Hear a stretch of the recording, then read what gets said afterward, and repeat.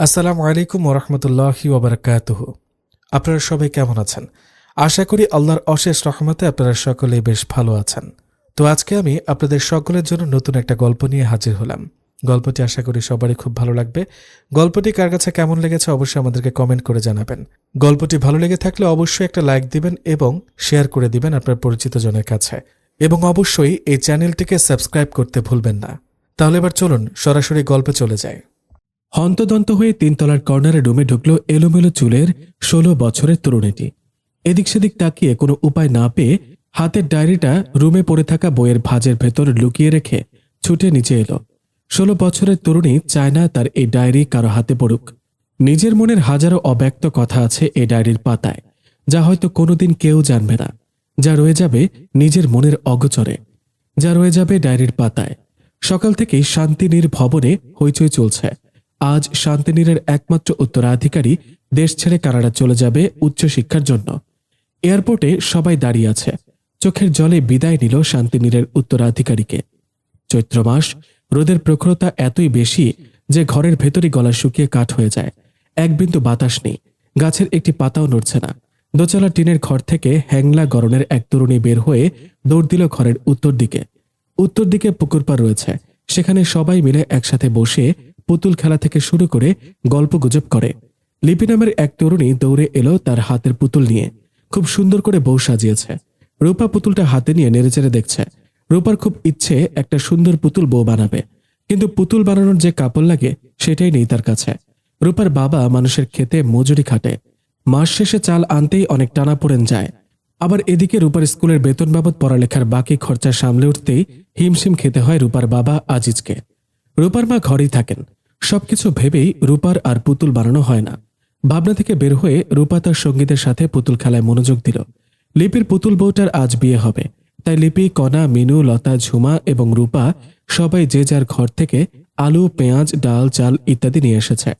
ঝুমার কাছে ছোট ছোট হাঁড়ি পাতিল আছে, সেখানেই খিচুড়ি রাঁধবে সবাই মিলে। রান্নার কাজ করবে রূপা, কারণ তার সব বান্ধবীদের কথা রূপার রান্নার হাত ভালো, তাই রূপার ঘর থেকে কিছু আনতে হয়নি। রূপা এদিকে খুশি হয়েছে। মিনুর পুতুল বরের সাথে লিপির পুতুল বউটার বিয়ে আজ। সব আয়োজন শেষে, খাওয়া দাওয়া শেষে লিপি তার পুতুল বউটা দিয়ে দিল মিনুকে।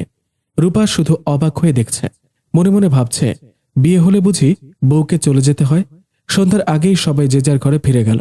রূপা কলপার থেকে হাত মুখ ধুয়ে এসে ঘরে এসে দেখল রূপার মা মাগরিবের নামাজ পড়ছে। রূপা মনে মনে ঢোক গিলল, আজ সে ফজর ছাড়া আর কোনো ওয়াক্তের নামাজ পড়েনি। মা সালাম ফিরিয়ে নিশ্চয়ই বকবে। তাড়াতাড়ি করে ঘর থেকে বের হয়ে কলপাড়ে এসে অজু করে নামাজের পাটি বিছিয়ে নামাজ পড়তে দাঁড়িয়ে গেল। নামাজ শেষ করে বসতেই রূপার মা রূপাকে বলল, আমি জানি তুই আমার ভয়েই নামাজে দাঁড়িয়েছিস, না হলে তুই আজ নামাজ পড়তি না। রূপা মাথা নিচু করে দাঁড়িয়ে আছে, মায়ের কথার কোনো জবাব দিল না। কিন্তু এটা সত্যি, সে মায়ের ভয়ে নামাজে দাঁড়িয়েছে। আমিনা মায়ের হাত ধরে টেনে নিজের পাশে বসালেন।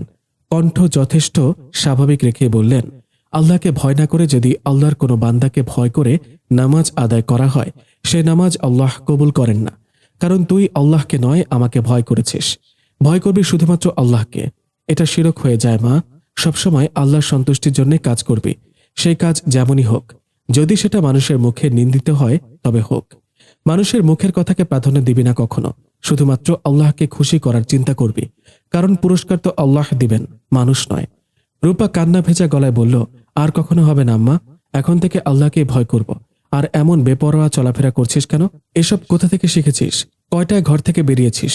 আর ঘরে ফিরলি মাগরিবে, মাথায় কাপড় নেই, গায়ে ওড়না ঠিক নেই। রূপা, তুই এখন বড় হয়েছিস, এমন চলাফেরা মানায় না তোকে। এমন চলাফেরা করলে লজ্জাটাই চলে যাবে। আর নারীর লজ্জাই নারীকে সম্ভ্রান্ত করে, মোহনীয় করে তোলে। যে নারীর লজ্জা নেই সে পুরুষের মতো চলাফেরা করে, আর নারীকে পুরুষত্বে মানায় না। আর যেন এসব না দেখি। বান্ধবীদের সাথে দেখা করে খুব জলদি ঘরে ফিরবে, মনে থাকবে? রূপা কোনো কথা না বলেই মাথা কাত করল। মাকে সে খুব ভয় পায়, কিন্তু ভালোবাসে খুব। আমিনাও মেয়েকে খুব ভালোবাসে, কিন্তু তিনি এমন চলাফেরা মোটেও পছন্দ করেন না। তাই আজ মেয়েকে সতর্ক করে দিলেন। আমিনা নিজেও খুব পর্দা মেনে চলেন। বাড়ি থেকে প্রয়োজন ছাড়া বের হন না। বের হলেও ভারী মোটা বোরকা পরে বের হন। রূপা নাস্তা খেয়ে পড়তে বসেছে। এবার সে নবম শ্রেণীতে পড়ে।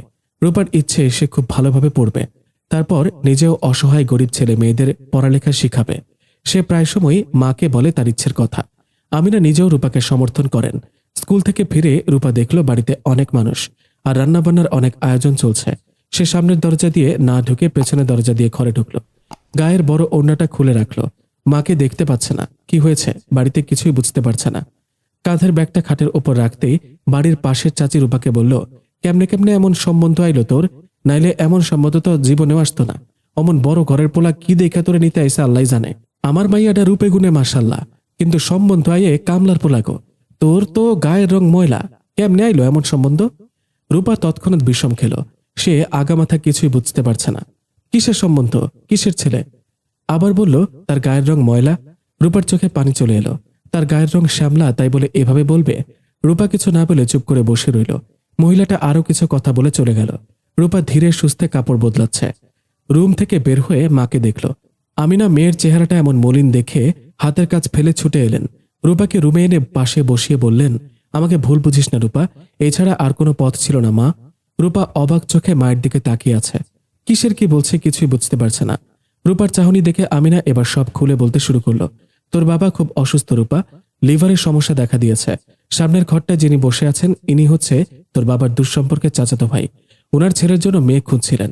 সেদিন তোর বাবার সাথে বাজারে দেখা হয়েছিল আমজাদ ভাইয়ের। আমজাদ ভাই নিজেও অসুস্থ। তোর বাবার কাছ থেকে তোর কথা শুনেই তিনি আজ ছেলেকে নিয়ে ছুটে এসেছেন তোকে দেখার জন্য, তোকে তাদের বউ বানাবে সেজন্য। রূপা, আমার বিশ্বাস তুই সেখানে ভালো থাকবি, নিজেকে মানিয়ে নিতে পারবি। আমি কখনো চাইনি তোর এভাবে বিয়ে হোক, কিন্তু এছাড়া আর কোনো পথ পাচ্ছি না। আর আমজাদ ভাইয়ের প্রস্তাবটা খারাপ মনে হয়নি আমার। রূপা কি বুঝলো কে জানে, সে চোখ পিটপিট করে কিছুক্ষণ মায়ের দিকে তাকিয়ে রইল। তারপর বলল, মা, বিয়ে হয়ে গেলে কি আমাকে বরের সাথে পাঠিয়ে দেবে? জানো, সেদিন লিপির পুতুল বউটাকে মিনুর পুতুল বরের সাথে পাঠিয়ে দিয়েছিল, আমাকে এভাবে পাঠিয়ে দেবে? আমিনা মেয়েকে জড়িয়ে ধরলেন। চোখ বন্ধ করতেই 2 ফোঁটা পানি গড়িয়ে পড়ল। বড় আদরের মেয়ে তার, খুব বোকা মেয়ে। কিভাবে সেখানে থাকবে তার এই বোকা মেয়ে? কিভাবে করবে সংসার? আমিনা এসব ভেবেই আরো কষ্ট পেলেন। রূপাকে বউ সাজানো হলো। আমজাদ সাহেব বললেন, আজ আক্ত করে মেয়ে নিয়ে যাবেন, ঢাকায় ফিরে ধুমধামে ওয়ালিমা করবেন। কিছু সময় পর আক্ত সম্পূর্ণ হয়ে গেল। রূপা শুধু এটাই বুঝলো এটা একটা পুতুল খেলা, যেভাবে সেদিন তারা পুকুর পাড়ে বসে খেলেছিল। আমিনা মেয়েকে নিজের হাতে খাইয়ে দিচ্ছেন।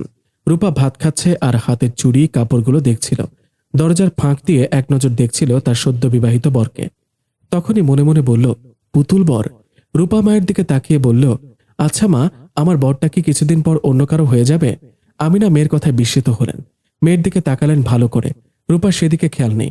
সে নতুন শাড়ি চুড়ি পরেই খুব খুশি। বিয়ে কি আদৌ সে কিছু বুঝেছে কিনা আমিনা বুঝতে পারছেন না।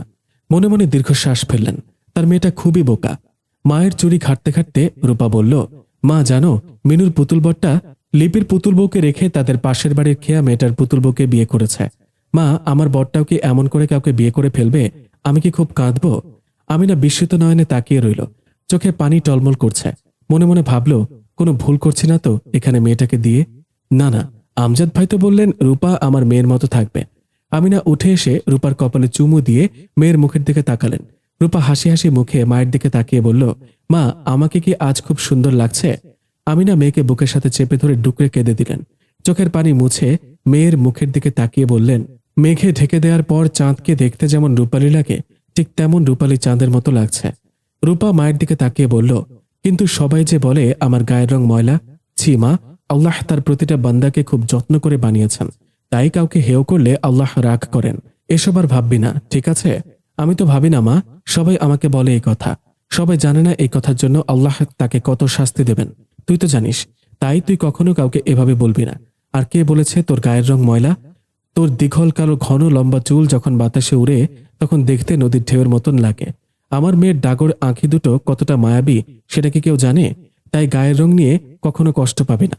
আমিনা উঠে গেলেন। রূপা আনমনে ভাবছে তার পুতুল বরের কথা। ফর্সা গায়ে কালো শার্টে একদম পুতুল বর লাগছিল। রূপা এক ঝলক দেখার পর থেকেই বারবার দেখতে ইচ্ছে করছে, কথা বলতে ইচ্ছে করছে। আনমনে হেসে দিল। সে নিজেকে এখন পুতুল বউ ভাবছে। আমিনা আবার ঘরে ঢুকলেন। মেয়ের পাশে বসে বললেন, শোন মা, একটা মেয়ের বিয়ের পর স্বামীর বাড়ি তার নিজের বাড়ি হয়ে যায়। শ্বশুর বাড়ির মন জয় করে নিবি। শাশুড়ি যাই বলুক তর্ক করবি না, বেয়াদবি করবি না। শুধু এটা ভাববি তোর মা তোকে বকছে। স্বামী সেবা করবি, যা চায় এগিয়ে দিবি। আমি আর এখানে আসবো না, তোমরা আর আমাকে এখানে আনবে না। ওরা আমাকে কেন একবারের জন্য নিয়ে যাবে? লিপির পুতুল বউ তো কয়েকদিন পরই চলে এসেছিল। আমিনা কিছু বলতে যাবে তখনই রূপার বাবা আজিজ ঘরে ঢুকলো। রূপার পাশে বসলো। বলল, আমার রূপাকে আজ দেখতে খুব সুন্দর লাগছে। রূপা মাথা নিচু করে হাসল। আজিজ মেয়েকে নিয়ে সামনের ঘরটা এলেন। আমজাদ এবং রূপার পুতুল বর বসে আছে। রূপা এক নজর তার পুতুল বরটার দিকে তাকালো। মুহূর্তেই সারা অঙ্গে এক শিহরণ বয়ে গেল। সাথে সাথে চোখ নামিয়ে নিল রূপা। বিদায়ের বেলায় আজিজ আমজাদ হোসেনের হাত ধরে কেঁদে বললেন, আমার বড় আদরের মেয়ে ভাই, একটু দেখে রাখবেন। রূপার পুতুল বরটার হাত ধরে বলল, আমার মেয়েটা খুব বোকাশোকা, ও কোনো ভুল করলে বুঝিয়ে বলো, ধমক দিও না বাবা।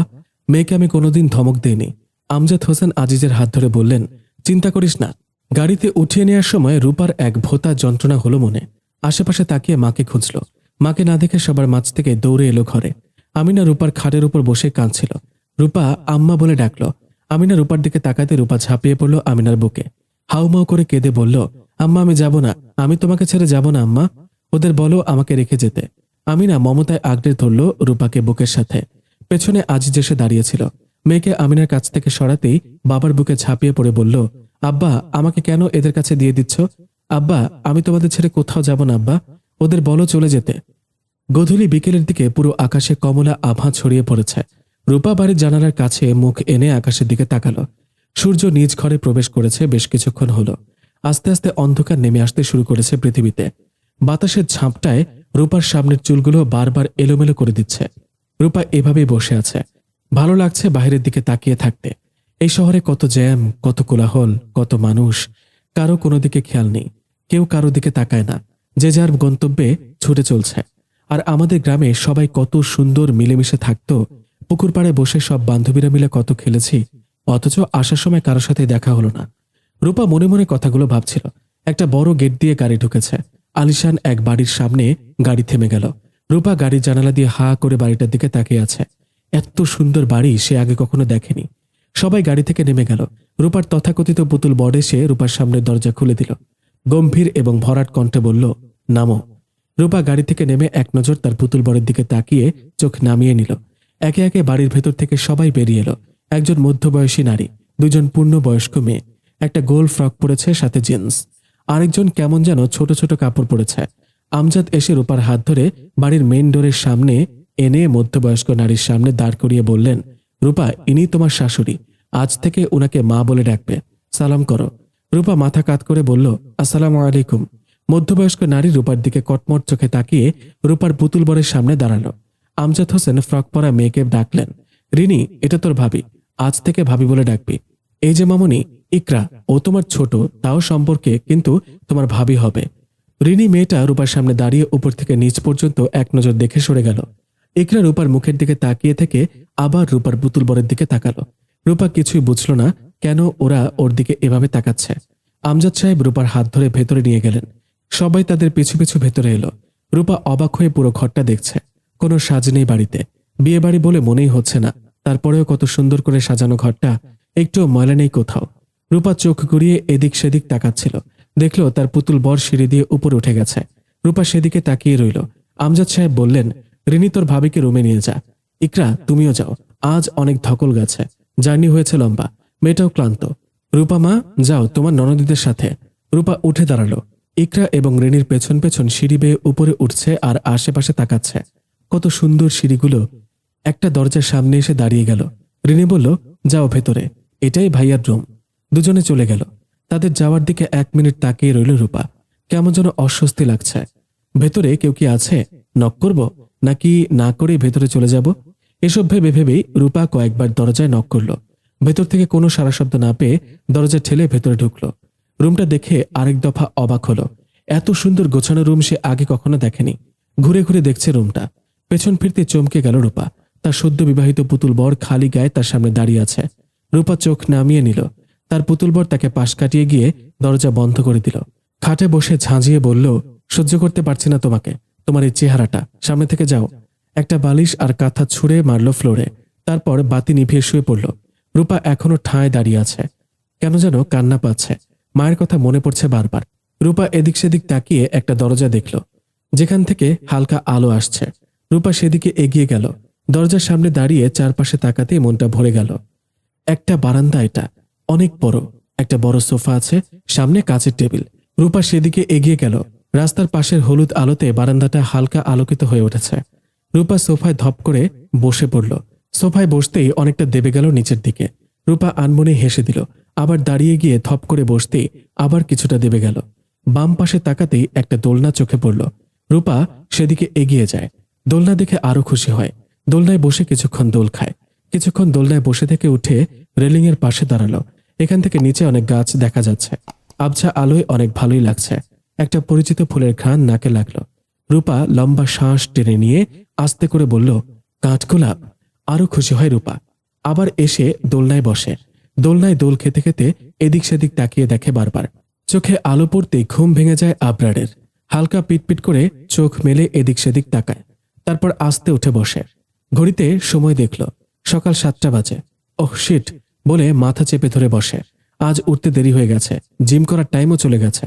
মাথা তুলে আশেপাশে তাকালো। কাল রাতে যেভাবে কাঁথা বালিশ ফ্লোরে ছুঁড়ে মেরেছিল সেভাবেই আছে সব। ভ্রু কুচকে কিছুক্ষণ তাকিয়ে রইল সেদিকে। আস্তে করে উঠে পুরো রুমে চোখ বুলালো। দরজার দিকে তাকিয়ে দেখল দরজা ভেতর থেকে বন্ধ। ওয়াশরুমে উঁকি দিয়ে দেখল না, এখানেও নেই। গেল কই? কোমরে হাত দিয়ে দাঁড়িয়ে অন্য হাত থুতনি চেপে ধরে ভাবছে আবরার। বারান্দার দরজার দিকে চোখ পড়তেই সেদিকে গেল। দরজার সামনে দাঁড়িয়ে দেখল বারান্দার একেবারে ওই প্রান্তে দোলনায় মেয়েটা গুটিসুটি মেরে ঘুমিয়ে আছে। আবরার আস্তে আস্তে সেদিকে হেঁটে গেল। রূপার সামনে দাঁড়িয়ে কিছুক্ষণ ওর মুখের দিকে তাকিয়ে রইল। সোফায় বসলো আবরার। এখনো রূপার মুখের দিকে তাকিয়ে আছে। দেখে মনে হচ্ছে অল্প বয়স। আবরার চিন্তা করছে কাল রাতে তার সাথে কি হয়েছিল। কেনই বা তার রাগ এই পিচ্চি মেয়েটার উপর ঝাড়ল। রাতের কথা মনে হতে মেজাজ বিগড়ে গেল তার। নিজের উপর রাগ হচ্ছে। এভাবে না বললেই পারত। আবরার মনে মনে ভাবছে ওর তো কোনো দোষ নেই, তাহলে ও কেন অবহেলিত হবে? ওর সব দায়িত্ব তো এখন আমার হাতে। ওর বাবাই আমার হাত ধরে বলল যাতে ওকে ধমক না দিই, আর সেই আমি কিনা। উফ, আমি একটা অসহ্য। আবরার উঠে রূপার সামনে দাঁড়িয়ে ডাকলো। রূপার বাহু ধরে হালকা ঝাঁকুনি দিতেই রূপা উঠে বসল। দুই হাতে মুখ ঢেকে কিছুক্ষণ বসে রইল। আস্তে আস্তে মুখ তুলে আবরারের দিকে তাকালো। মুহূর্তে আবারও সর্বাঙ্গ কেঁপে ওঠে রূপার। চোখ নামিয়ে নেয়। এমন কেন হচ্ছে সে নিজেই বুঝতে পারছে না। আবরার সোফায় বসল। রূপার দিকে তাকিয়ে বলল, নাম কি তোমার? রূপা। আবরার নাম শুনে হাসল, শব্দহীন হাসি। কেন যেন নামটা তার পছন্দ হয়েছে। রূপার মুখের দিকে তাকিয়ে রইল কিছুক্ষণ, আবারও হাসল। আবরার উঠে গিয়ে ফ্রেশ হলো। বারান্দায় এসে রূপাকে বলল, এখানে বসে না থেকে ফ্রেশ হও, যাও, নাস্তা করতে হবে তো। রূপা রুমে এসে এদিক সেদিক তাকালো। আবরার সেদিকে তাকিয়ে বলল, কি খুঁজছো? আমার কাপড়ের ব্যাগটা কোথায়? আবরারও এদিক সেদিক তাকিয়ে দরজা খুলে নিচে গেল। রূপা এভাবেই দাঁড়িয়ে আছে। কিছুক্ষণ পর আবরার একটা ব্যাগ এনে রূপার সামনে রাখলো। রূপা ব্যাগ থেকে একটা কালো জামা বের করে ওয়াশরুমে চলে গেল। আবরার অফিসে যাওয়ার জন্য রেডি হয়ে অপেক্ষা করছে রূপার জন্য। মেয়েটার সাথে কথা বলতে কেন যেন ভালো লাগছে তার। দুই একটা কথাই হয়েছে, তাতে একটা ভালো লাগা কাজ করছে। একটু পরেই রূপা বের হলো। চুলে গামছা বাঁধা, ওড়নাটা গায়ে ভালো করে পেঁচিয়ে রেখেছে। হাতের ভেজা কাপড় নিয়ে বারান্দায় গেল। ফিরে এসে মিনমিনে স্বরে আবরারকে বলল, বারান্দায় কোনো দড়ি নেই কেন? কাপড় কোথায় শুকাতে দেব? আবরার মুখ তুলে রূপার দিকে তাকালো। মাথায় গামছা, মুখটা হালকা ভেজা। এতেই মেয়েটাকে অসম্ভব ভালো লাগছে। আর সবচেয়ে বড় কথা হলো রূপা শ্যামলা হলেও ওর চেহারায় একটা মায়া আছে, ভীষণ মায়া, যার কারণে যে কোনো ছেলেই ওর দিকে একবার তাকালে কুপকাত হয়ে যাবে। আবরার উঠে দাঁড়িয়ে বলল, আমার সাথে আসো। রূপা আবরারের পিছু পিছু গেল। ছাদে এসে আবরার বলল, এখানে কাপড় মেলে দাও, তাড়াতাড়ি করো, আমার তাড়া আছে। রূপা মাথা নাড়িয়ে সামনের দিকে এগিয়ে গেল। কাপড়গুলো দড়িতে একটা একটা করে মেলে দিয়ে চুল থেকে গামছা খুলল। লম্বা ভেজা চুলগুলো কোমর পর্যন্ত ছাড়িয়ে আরো নিচে নেমে এলো। রূপা চুল মুছে গামছাটা দড়িতে মেলে দিল। সে একেবারে ভুলেই গেছে একজোড়া চোখ তার দিকে মুগ্ধ নয়নে তাকিয়ে আছে। আর সেই চোখ জোড়ার মালিক তাকে বলেছিল তাড়াতাড়ি করতে। রূপা এদিক সেদিক তাকালো। রূপা, আবরারের ডাকে তার হুঁশ ফিরল। মনে পড়ল আবরার তাকে তাড়া দিয়েছিল।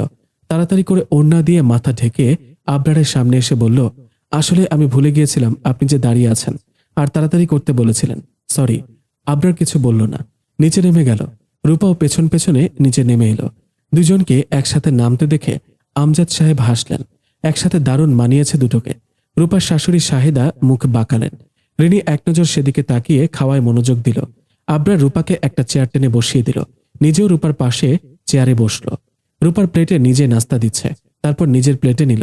রূপার কানে কানে বলল, লজ্জা পাবে না, খাওয়া শুরু করো। যা খেতে মন চায় নিয়ে খাও, আর না হয় আমাকে বলবে। রূপা মাথা কাত করে খাওয়া শুরু করে। আবরার এক নজর রূপার খাওয়ার দিকে তাকিয়ে নিজেও খাওয়া শুরু করল। এদিকে কেউ একজন যে আবরারের দিকে ছলো ছলো নয়নে তাকিয়ে আছে, আবরারের সেদিকে কোনো খেয়ালই নেই। খাওয়া দাওয়া শেষে রূপাকে নিয়ে আবরার রুমে এলো। নিজের প্রয়োজনীয় জিনিস নিয়ে নিল। রূপাকে বলল, শোনো, আমি এখন অফিসে যাচ্ছি, রুমেই থাকবে, কোনো কাজ করতে হবে না। রুমে খারাপ লাগলে বারান্দায়, ছাদে অথবা বাড়ির ডান পাশের বাগানে যেও। আর কোনো ছেলে বাসায় আসলে কথা বলবে না, রুমে এসে দরজা বন্ধ করে বসে থাকবে, মনে থাকবে? রূপা মাথা কাত করল। আবরার চলে যাচ্ছিল। রূপা ডেকে বলল, ইয়ে। আবরার ফিরে তাকালে রূপা মাথা নিচু করে বলল, আপনার নাম কি? আবরার অবাক হয়ে কিছুক্ষণ রূপার দিকে তাকিয়ে রইল। রূপা একবার আবরারের দিকে তাকালো। চোখের চোখ পড়তেই চোখ নামিয়ে নেয় রূপা। আবরার মৃদু হেসে বলল, আবরার হোসেন। আবরার বেরিয়ে গেল। রূপা সেদিকে তাকিয়ে থেকে মুচকে হাসল। আমি জেনেছি আমার পুতুল বরের নাম, পুতুল বর আবরার হোসেন। সাদা শার্ট, কালো প্যান্ট আর কালো টাইয়ে একদম পুতুল বরের মতোই লাগছিল। কিন্তু রাতের উনি আর সকালের উনির মধ্যে কত তফাৎ। রাতের উনি কত রাগ ছিল, নির্দয় ছিল, আর সকালের উনি কত ভালো, কত হাসি খুশি, কেয়ারিং। আমার পুতুল বর অনেক হ্যান্ডসাম। ইস, ওনাকে দেখলেই আমার বুকের ভেতর কেমন কেমন যেন করে। শাহিদা রুমে ঢুকে রূপাকে খাটে বসে থাকতে দেখে এগিয়ে এসে বললেন, এই মেয়ে, কি নাম তোর? রূপা গুটিয়ে বসে সালাম দিয়ে বলল, রূপা। রান্নাবান্না জানিস নাকি এমনিতেই ঢ্যাং ড্যাং করতে করতে তোর মা পাঠিয়ে দিয়েছে? রূপার মন খারাপ হলো, তাও সামনে নিয়ে বলল, জি, সব রান্নাই পারি। শুদ্ধ ভাষা কেমনে পারো? গ্রামের মেয়েরা তো গ্রামের ভাষায় কথা বলে, আম্মা শিখিয়েছেন। শাহেদা আর কিছু না বলে মুখ ঝামটা মেরে চলে গেল। রূপা সেদিকে তাকিয়ে উঠে বারান্দায় এলো। এখানে আসলেই মন ভালো হয়ে যায়। বারান্দায় আসতেই ছোট ছোট ফুলের টব চোখে পড়ল রূপার। হাঁটু গেড়ে বসে কিছুক্ষণ দেখল গাছগুলো। রাতে তার নাকে কাঠগোলাপের ঘ্রাণ লেগেছিল। এটা মনে হতেই রূপা উঠে দাঁড়ায়। গুটি গুটি পায়ে রুম থেকে বের হয়ে নিচে যায়। নিচে নেমে এদিক সেদিক তাকিয়ে বাড়ি থেকে বেরিয়ে ডান পাশে যায়। বাগানের ভেতরে ঢুকে রূপা খুশিতে গদগদ হয়ে যায়। চারিদিকে গাছপালা, বিভিন্ন রকমের ফুলের গাছ। একটু ভেতরে যেতেই দেখল সারি সারি 4-5টা কাঠগোলাপ গাছ। রূপা দৌড়ে সেদিকে যায়। 3 রঙের কাঠগোলাপ গাছ আছে। আশেপাশে তাকিয়ে গোলাপ গাছ দেখল। রূপা একটা বড় গাছের নিচে দাঁড়িয়ে উপরে দেখল অনেকক্ষণ। এখানে একটা কাঠের দোলনা লাগালে বেশ ভালো লাগবে। এদিক সেদিক কিছুক্ষণ ঘুরতেই আজানের ধ্বনি শুনে রূপা রুমে চলে আসে। অজু করে নামাজ পড়ে নেয়। পাতলাকরণের একজন 22 কি 23 বছরের যুবতী এসে দরজার সামনে দাঁড়ায়। রূপাকে বলল, আফামনি, খাইতে আয়েন, চাচায় আপনারে খাইতে ডাকে। রূপা সেদিকে এগিয়ে গিয়ে বলল, আসসালামু আলাইকুম, আপনার নাম কি? ওয়ালাইকুম সালাম, মিনু আমার নাম। মিনু আপু, আপনার সালামের উত্তর ঠিক হয়নি। মিনু ড্যাব ড্যাব করে তাকালো রূপার দিকে। রূপা মুচকে হাসি দিয়ে বলল, মিনু আপু, আপনি কি আমাকে ভয় পাচ্ছেন? মিনু মাথা নিচু করে নিল। রূপা হেসে মিনুর হাত ধরে বলল, আরে ভয় পাওয়ার দরকার নেই, আমাকে নাম ধরে ডাকবেন, আর আমি আপনাকে আপু বলে ডাকব, ঠিক আছে? মিনু হেসে বলল, আফা, আপনি অনেক বালা, বললাম না নাম ধরে ডাকবেন, আপু তো আমি ডাকবো। মিনু মাথা চুলকে বলল, জায়েদ স্যার। দুজনে একসাথে নিচে গেল। আমজাদ সাহেব রূপাকে দেখে হেসে দিলেন। রূপা এক পলক পুরো টেবিলে চোখ ঘুরিয়ে দেখল তার পুতুল বর এখানে নেই। আমজাদ সাহেব বুঝতে পেরে বললেন, আবরারকে খুঁজছিস? ও দুপুরে বাসায় আসে না, বাইরেই খেয়ে নেয়। আয় বস আমার পাশে, খেয়ে নে। রূপা আস্তে করে বসলো আমজাদ সাহেবের পাশের চেয়ারে। মিনু নিজেই রূপার প্লেটে খাবার বেড়ে দিচ্ছে। রূপা একবার মিনুর দিকে তাকিয়ে বলল, আপু, আপনিও বসুন। মিনু উত্তেজিত হয়ে বলল, না রূপাফা, আপনারাই খান। মেয়েটা যখন বলল বসে যা আমাদের সাথে, আমজাদ সাহেব বললেন। মিনু ইতস্তত করে বসল রূপার পাশের চেয়ারে। মিনু খাওয়া শুরু করলো। শাহেদা বেশ ক্ষেপে গেছেন রূপার ওপর। মনে মনে বলল, আসতে না আসতেই আমার ছেলেকে হাত করেছে, এখন আবার এই মিনুকে হাত করেছে। খাওয়াটা শেষ হোক, তারপর তোকে আমি দেখে নেব মিনু। আর রইলে তুমি রূপা, তোমার আমি কি হাল করব সেটা তুমি নিজেও জানো না। আমজাদ সাহেবের ভয়ে শাহেদা কিছু বলল না। ইকরা অল্প খেয়ে নাক ছিটকে উঠে চলে গেল। রিনিও তাই করল। রূপা নিশ্চুপ দেখল তাদের। আমজাদ সাহেবের খাওয়ার পর রেস্ট করেন কিছুক্ষণ, তাই তিনি চলে গেলেন রুমে। শাহেদা হাত ধুয়ে উঠে গেলেন স্বামীর পেছনে। রূপা এবং মিনু খেয়ে নিল। মিনুকে কাজে সাহায্য করল রূপা। মিনু বারবার বলছিল, রূপা আফা, আপনি রুমে যান, এখন এইখানে থাকুন ঠিক হবে না। কেন? আপনারা পরে কমো, এখন আপনি যান, এইখানে থাকেন না। রূপা আর না দাঁড়িয়ে রুমের দিকে হাঁটা দিল। সিঁড়ির কাছে আসতেই কারো সাথে ধাক্কা লাগলো। রূপা তাড়াতাড়ি একপাশে সরে দাঁড়ালো।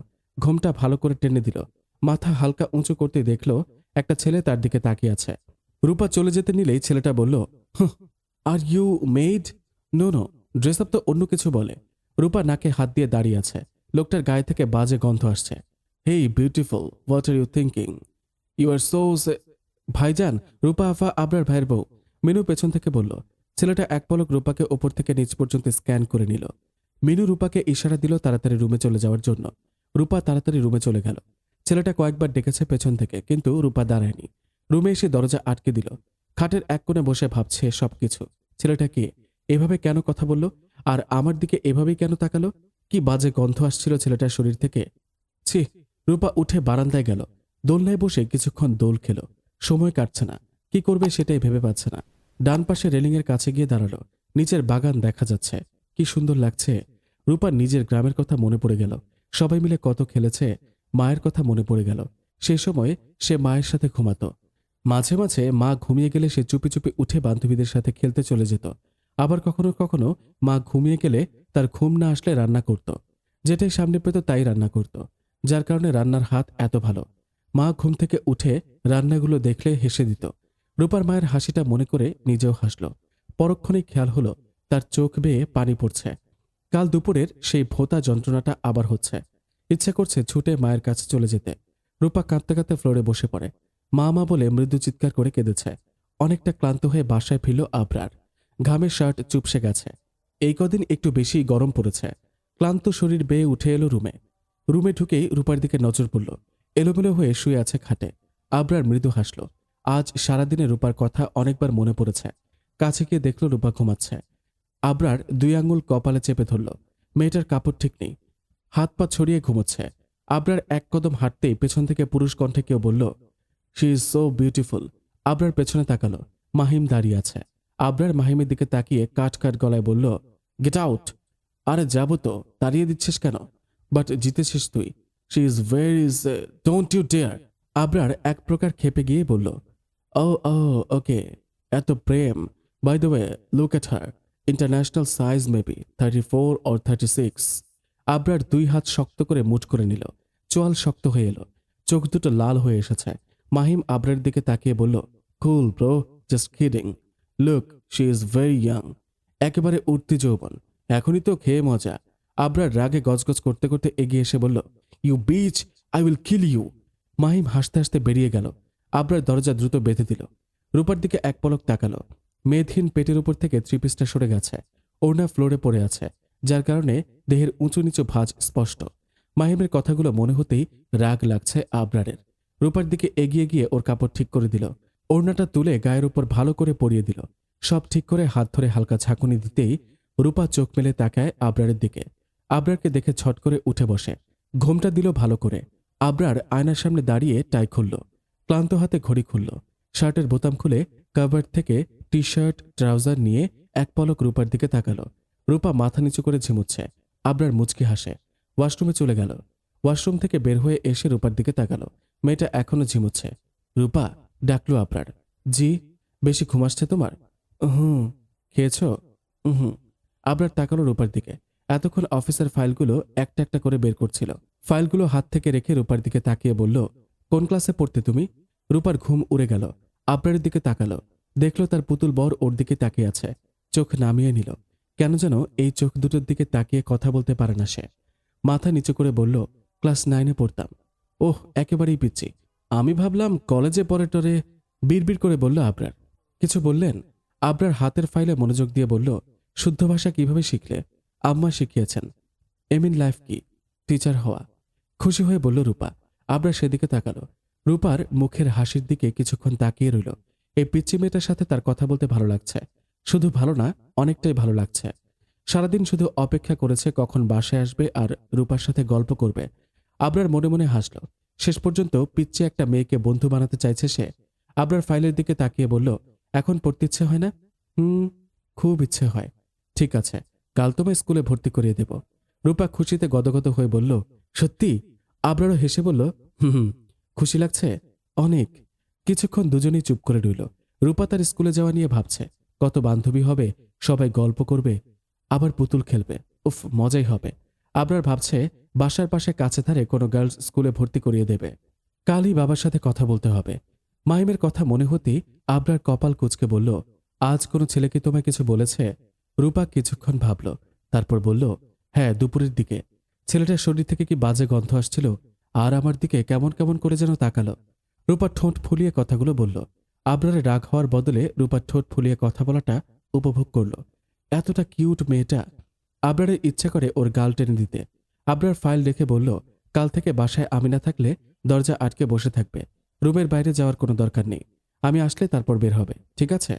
তো আমি যদি ওয়াশরুমে থাকি, যদি আমি নামাজে থাকি, তখন তো আপনার দরজার বাইরে দাঁড়িয়ে থাকতে হবে।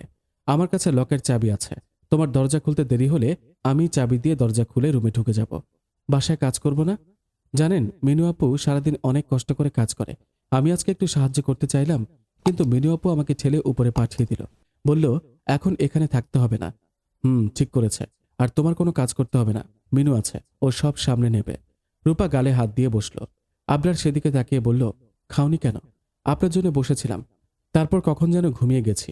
আবরার অবাক হয়ে রূপার দিকে তাকালো। রূপা আবরারের দিকে তাকিয়ে লজ্জা পেল।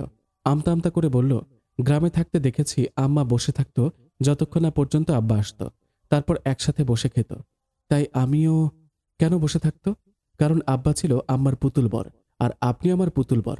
জানেন, আমার বান্ধবীরও একটা পুতুল বর ছিল। তারপর আমরা সবাই মিলে একটা পুতুল বউয়ের সাথে এর বিয়ে দিয়েছিলাম। সেদিন আমি রান্না করেছিলাম। আবরার সোফায় বসে গালে হাত দিয়ে রূপার কথা শুনছিল। মনে মনে হাসছে আবরার। রূপাকে থামতে বলল, আমি তোমার পুতুল বর? রূপা সম্মতি দিয়ে লজ্জা পেল। আর তাকাতে পারল না আবরারের দিকে। আবরার উঠে এসে রূপার সামনে দাঁড়ালো। রূপা অনেকটা ভয় পেল। ভাবল তার পুতুল বর রাগ করেছে নাকি। আবরার রূপার হাত ধরে টেনে দাঁড় করিয়ে বলল, পুতুল বর তো পুতুল বউকে অনেক আদর করে, পুতুল বউটাও পুতুল বরকে অনেক আদর করে। সত্যি? কিন্তু লিপি তো আমাকে বলেনি ওর পুতুল বরটা যে মিনুর পুতুল বউকে আদর করেছে। আবরার হাসল। এই পিচ্চি কিচ্ছু বোঝে না, তাই ওকে না বোঝানোই ভালো। হাত ধরে টেনে নিচে নেমে এলো। দুজনে একসাথে খেয়ে নিল। খাওয়া দাওয়া শেষে দুইজন আবার রুমে এলো। আবরার দরজা আটকে দিল। রূপা অজু করে এসে গামছা দিয়ে মুখ মুছল। আবরার সেদিকে তাকিয়ে বলল, তুমি কি এখন নামাজ পড়বে? না। তো? ঘুমাবো, বালিশ দেন। আমি বারান্দায় চলে যাচ্ছি। বারান্দায় যেতে হবে না, এখানে ঘুমাও, আমার পাশে। মাঝে কোলবালিশ দিয়ে দেব। রূপা সুন্দর করে কাঁথা মেলে শুয়ে পড়ল। মুখ নেড়ে কিছু পড়ছে। আবরার বলল, কি বিড়বিড় করছো? দোয়া পড়ি, ঘুমানোর আগের দোয়া। আপনি পড়েন না? আমি তো জানি না। রূপা ঝট করে উঠে বসল। আবরারের দিকে তাকিয়ে বলল, ইয়া আল্লাহ, কি বলেন আপনি? এটা তো বললে না অজু করে ঘুমালে কি হয়। আচ্ছা শুনুন, আম্মা আমাকে বলেছে অজু করে দোয়া পড়ে ঘুমালে ভালো। আয়াতুল কুরসি পড়ে ঘুমালে সারা রাত একজন ফেরেশতা পাহারাদার হিসেবে নিযুক্ত হয়। আর 3 কুল পড়ে ঘুমানো হচ্ছে সুন্নাহ।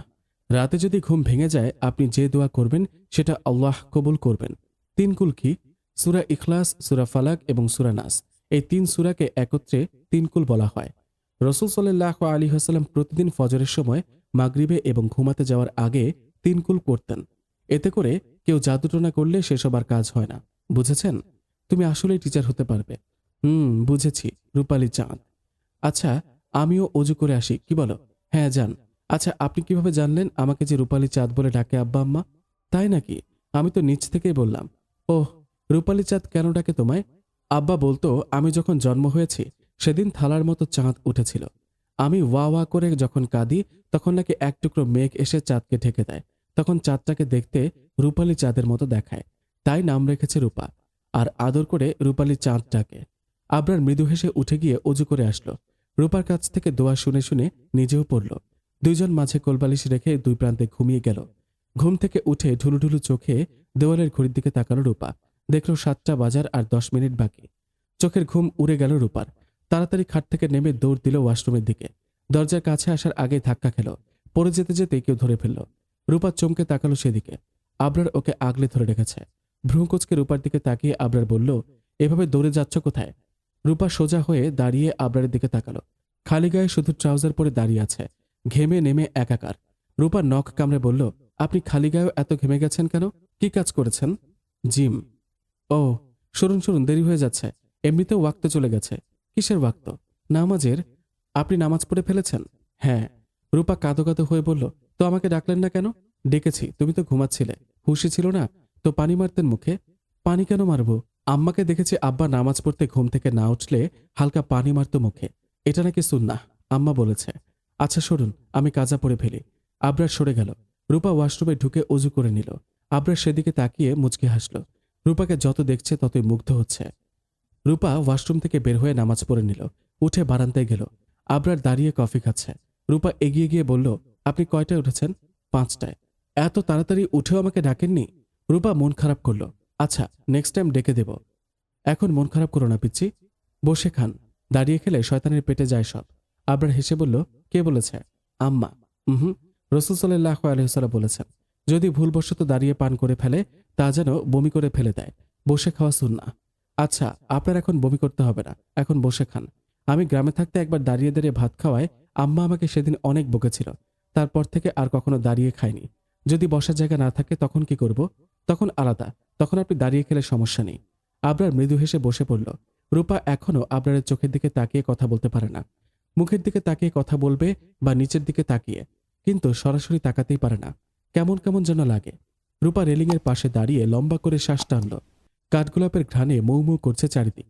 রূপা, জি। রাতে এমন কই মাছের মতো করো কেন? রূপা চমকে পেছনে ফিরল। অবাক হয়ে তাকালো আবরারের দিকে। আবরার রূপার দিকেই তাকিয়ে আছে। চোখে চোখ পড়তে রূপা চোখ নামিয়ে নিল। মাঝে কোলবালিশ দেওয়ার পরেও তোমার হাত পায়ে লাথি উষ্ঠা কিল খেয়ে খাট থেকে নেমে সোফায় গিয়ে ঘুমিয়েছি। সোফায় আমার জায়গা হয় না, ঘাড় ব্যথা হয়ে গেছে। রূপা কাঁদো কাঁদো মুখ করে নিল।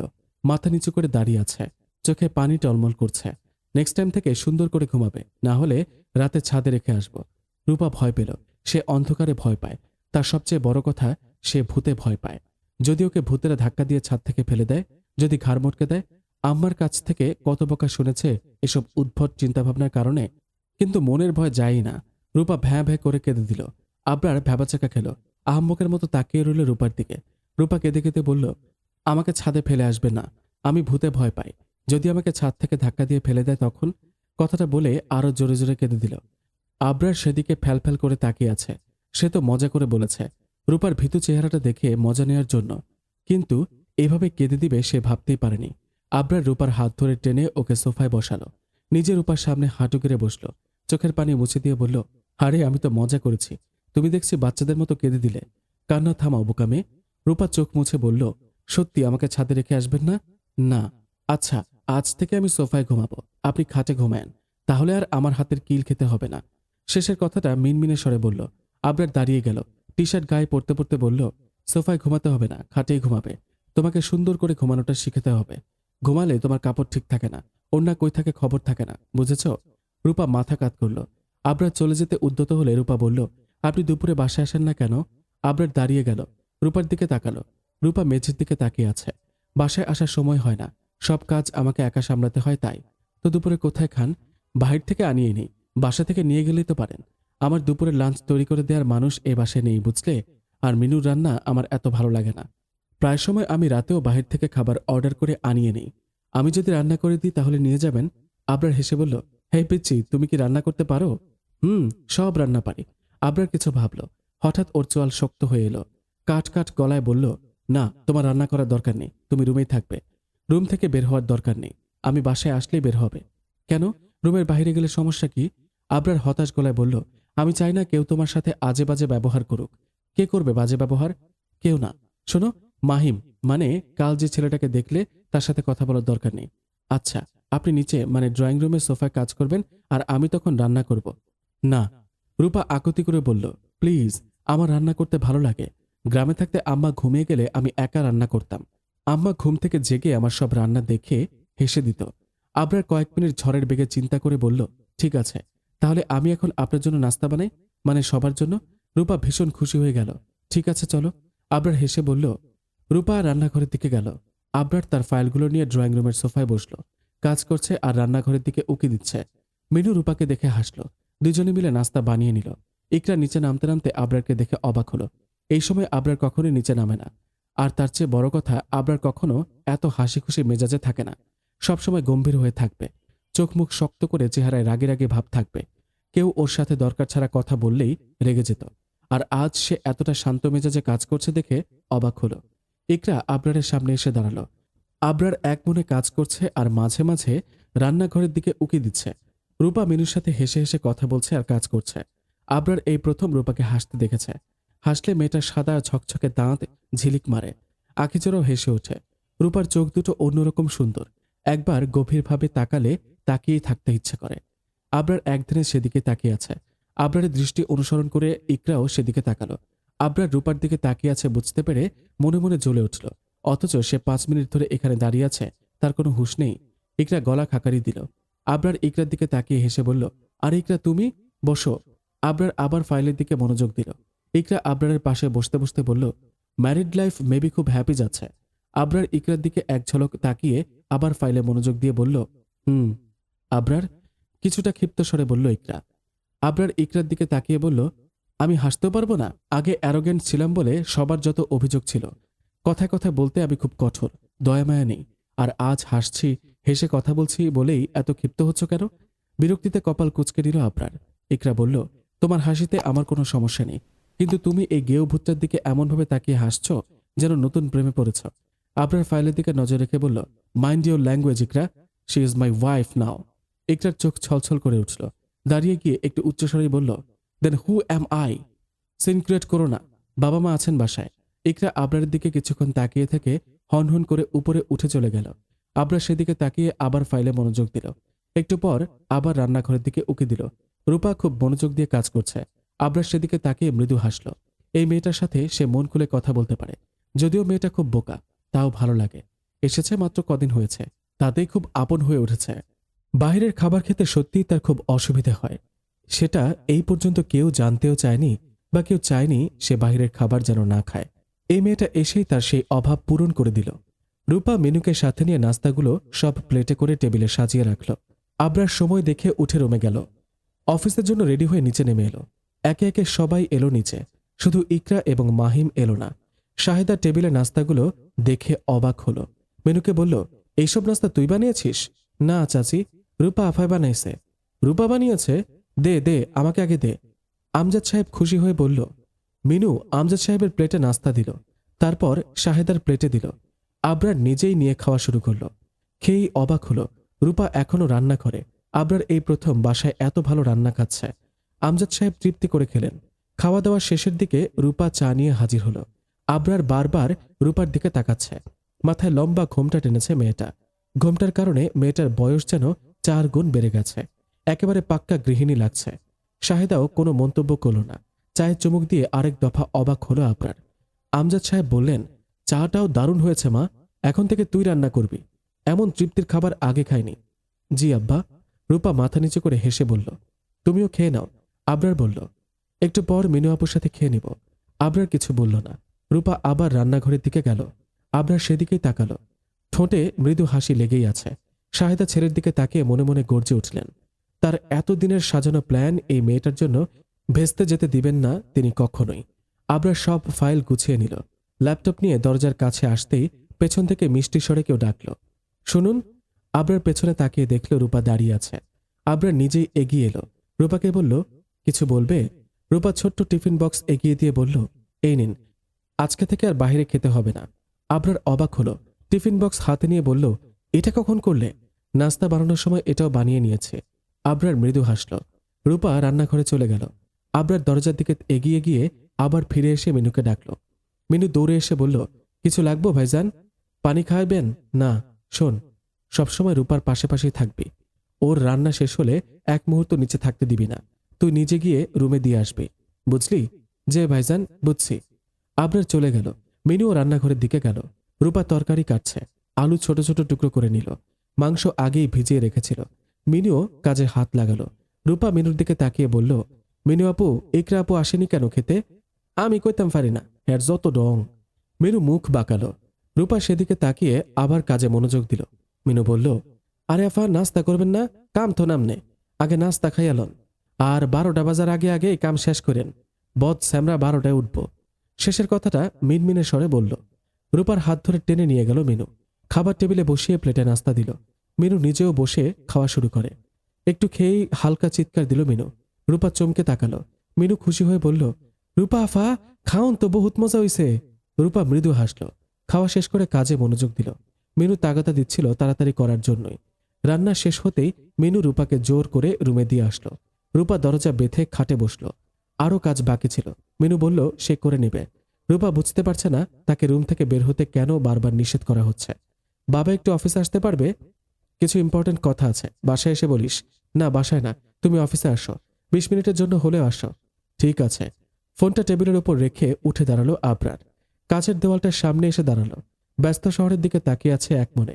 বাবার সাথে রূপার স্কুলে ভর্তি করানোর ব্যাপারে কথা বলতে চায় সে, তাই অফিসে ডেকেছে। বাসায় সে এসব বিষয় নিয়ে একেবারেই কথা বলতে চায় না। তাছাড়া বাসায় এসব নিয়ে কথা বলার পরিবেশ নেই। দরজায় নক পড়ায় আবরার সেদিকে তাকিয়ে আবার কাচের বাহিরের পরিবেশের দিকে তাকিয়ে গাম্ভীর্য স্বরে বলল, কাম ইন। মধ্যবয়স্ক একজন লোক ট্রে হাতে নিয়ে কেবিনে ঢুকল। আবরারের থেকে কিছুটা দূরত্বে দাঁড়িয়ে বলল, স্যার আপনার কফি। আবরার মোবাইলের দিকে তাকিয়ে এক হাত বাড়িয়ে দিল কফির মগ নেওয়ার জন্য। লোকটা মগ আবরারের হাতে দিয়ে আবার নিজের জায়গায় দাঁড়িয়ে বলল, স্যার আজকে লাঞ্চে কি অর্ডার দেব? আবরার এক পলক লোকটার দিকে তাকিয়ে আবার মোবাইলের স্ক্রিনে তাকালো। এমন সময় আবারও দরজায় নক পড়ল। আবরার ভেতরে আসতে বলল। ছিপছিপে গরনের একজন তরুণী ভেতরে প্রবেশ করল। আবরারকে বলল, স্যার এই ফাইলটাতে সাইন লাগবে। ওহ ওকে, এদিকে দিন। আবরার ফাইলটার দিকে তাকিয়ে আবার মধ্যবয়স্ক লোকটার দিকে তাকালো। মৃদু হেসে বলল, আজকে লাঞ্চ আমি নিয়ে এসেছি।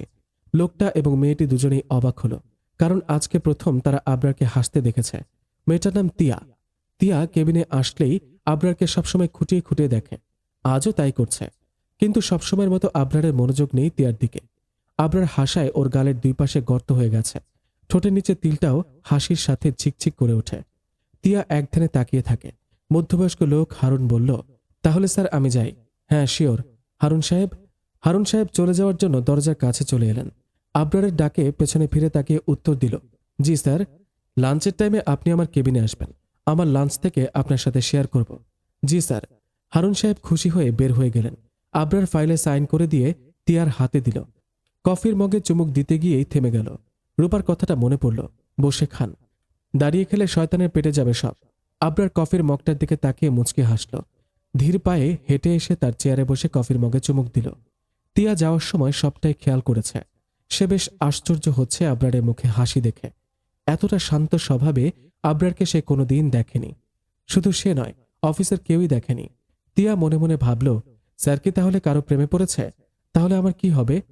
আজ ডাইনিংয়ে আসনি কেন ইকরা আপু? রিমির কথায় ইকরা বালিশ থেকে মাথা তুলে একবার সেদিকে তাকালো। রিমি ইকরার মুখের দিকে তাকিয়েই চিন্তায় পড়ে গেল। ইকরার পাশে বসে পড়ল। ইকরা উঠে বসল, দুই হাতে হাঁটু বুকের সাথে জড়িয়ে ধরল। এখনো চোখ বেয়ে পানি পড়ছে। কি হয়েছে বলবে? রিমি বলল, আবরার। অস্পষ্ট সুরে নামটা উচ্চারণ করেই আবার নিঃশব্দে কাঁদতে শুরু করে। ভাইয়া কিছু বলেছে? আবরার আর আমার নেই রিমু। ওই মেয়েটা কি এমন জাদু করলো যার কারণে আবরার আজ আমার সাথে এভাবে কথা বলেছে?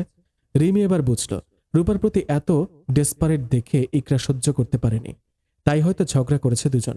ইকরা আবার বলতে শুরু করলো, যে আবরার কখনো আমাকে উচ্চস্বরে কোনোদিন কিছু বলেনি, সে আজকে আমাকে ধমক দিয়েছে। আমার অনুভূতির কোনো দামই দিল না। এতগুলো দিন আমি ওর জন্য অপেক্ষা করেছি, আর এখন সে ওই গেয় ভূতটাকে বিয়ে করে সংসার শুরু করেছে শান্তিতে। আজ দেখলাম মুগ্ধ হয়ে ওই মেয়েটাকে দেখছে, অথচ আমি যে ওর সামনে 5 মিনিট ধরে দাঁড়িয়েছিলাম, ও আমার দিকে ভালো মতো তাকালোই না। রিমু, আবরার কেন বোঝে না আমি যে ওকে এত ভালোবাসি, এত চাই? আমি ওকে অন্য কারোর সাথে সহ্য করতে পারি না, এটা ও কেন বোঝে না? ইকরা আবার কাঁদতে শুরু করে। রিমি বলল, আজ মেয়েটা নাস্তা বানিয়েছে, ভাইয়ার জন্য দুপুরের লাঞ্চ তৈরি করে দিয়ে দিয়েছে। জানো, ভাইয়া মেয়েটার দিকে এমনভাবে তাকিয়ে থাকে যেন প্রেমে পড়েছে। আগে কখনো ওকে এমন দেখিনি। ওর মুখে কোনোদিনই হাসির ছিটে ফোঁটাও দেখিনি। আর আজ ওই রূপা মেয়েটার দিকে তাকিয়ে শুধু মুচকি হাসছিল। এই 1.5 দিনেই ও কত বদলে গেছে।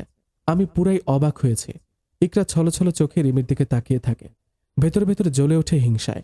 রূপাকে মেরে ফেলতে ইচ্ছে করছে তার। একবার ভাবল এসব থেকে আবরার থেকে দূরে চলে যাবে। সব চিন্তাভাবনা সেট করে নিয়েছে মাথায়। তখনই রিমি বলল, আপু তুমি এমনি এমনি ছেড়ে দিও না ওই মেয়েটাকে। ওকে শিক্ষা দিয়ে তারপর ছাড়বে।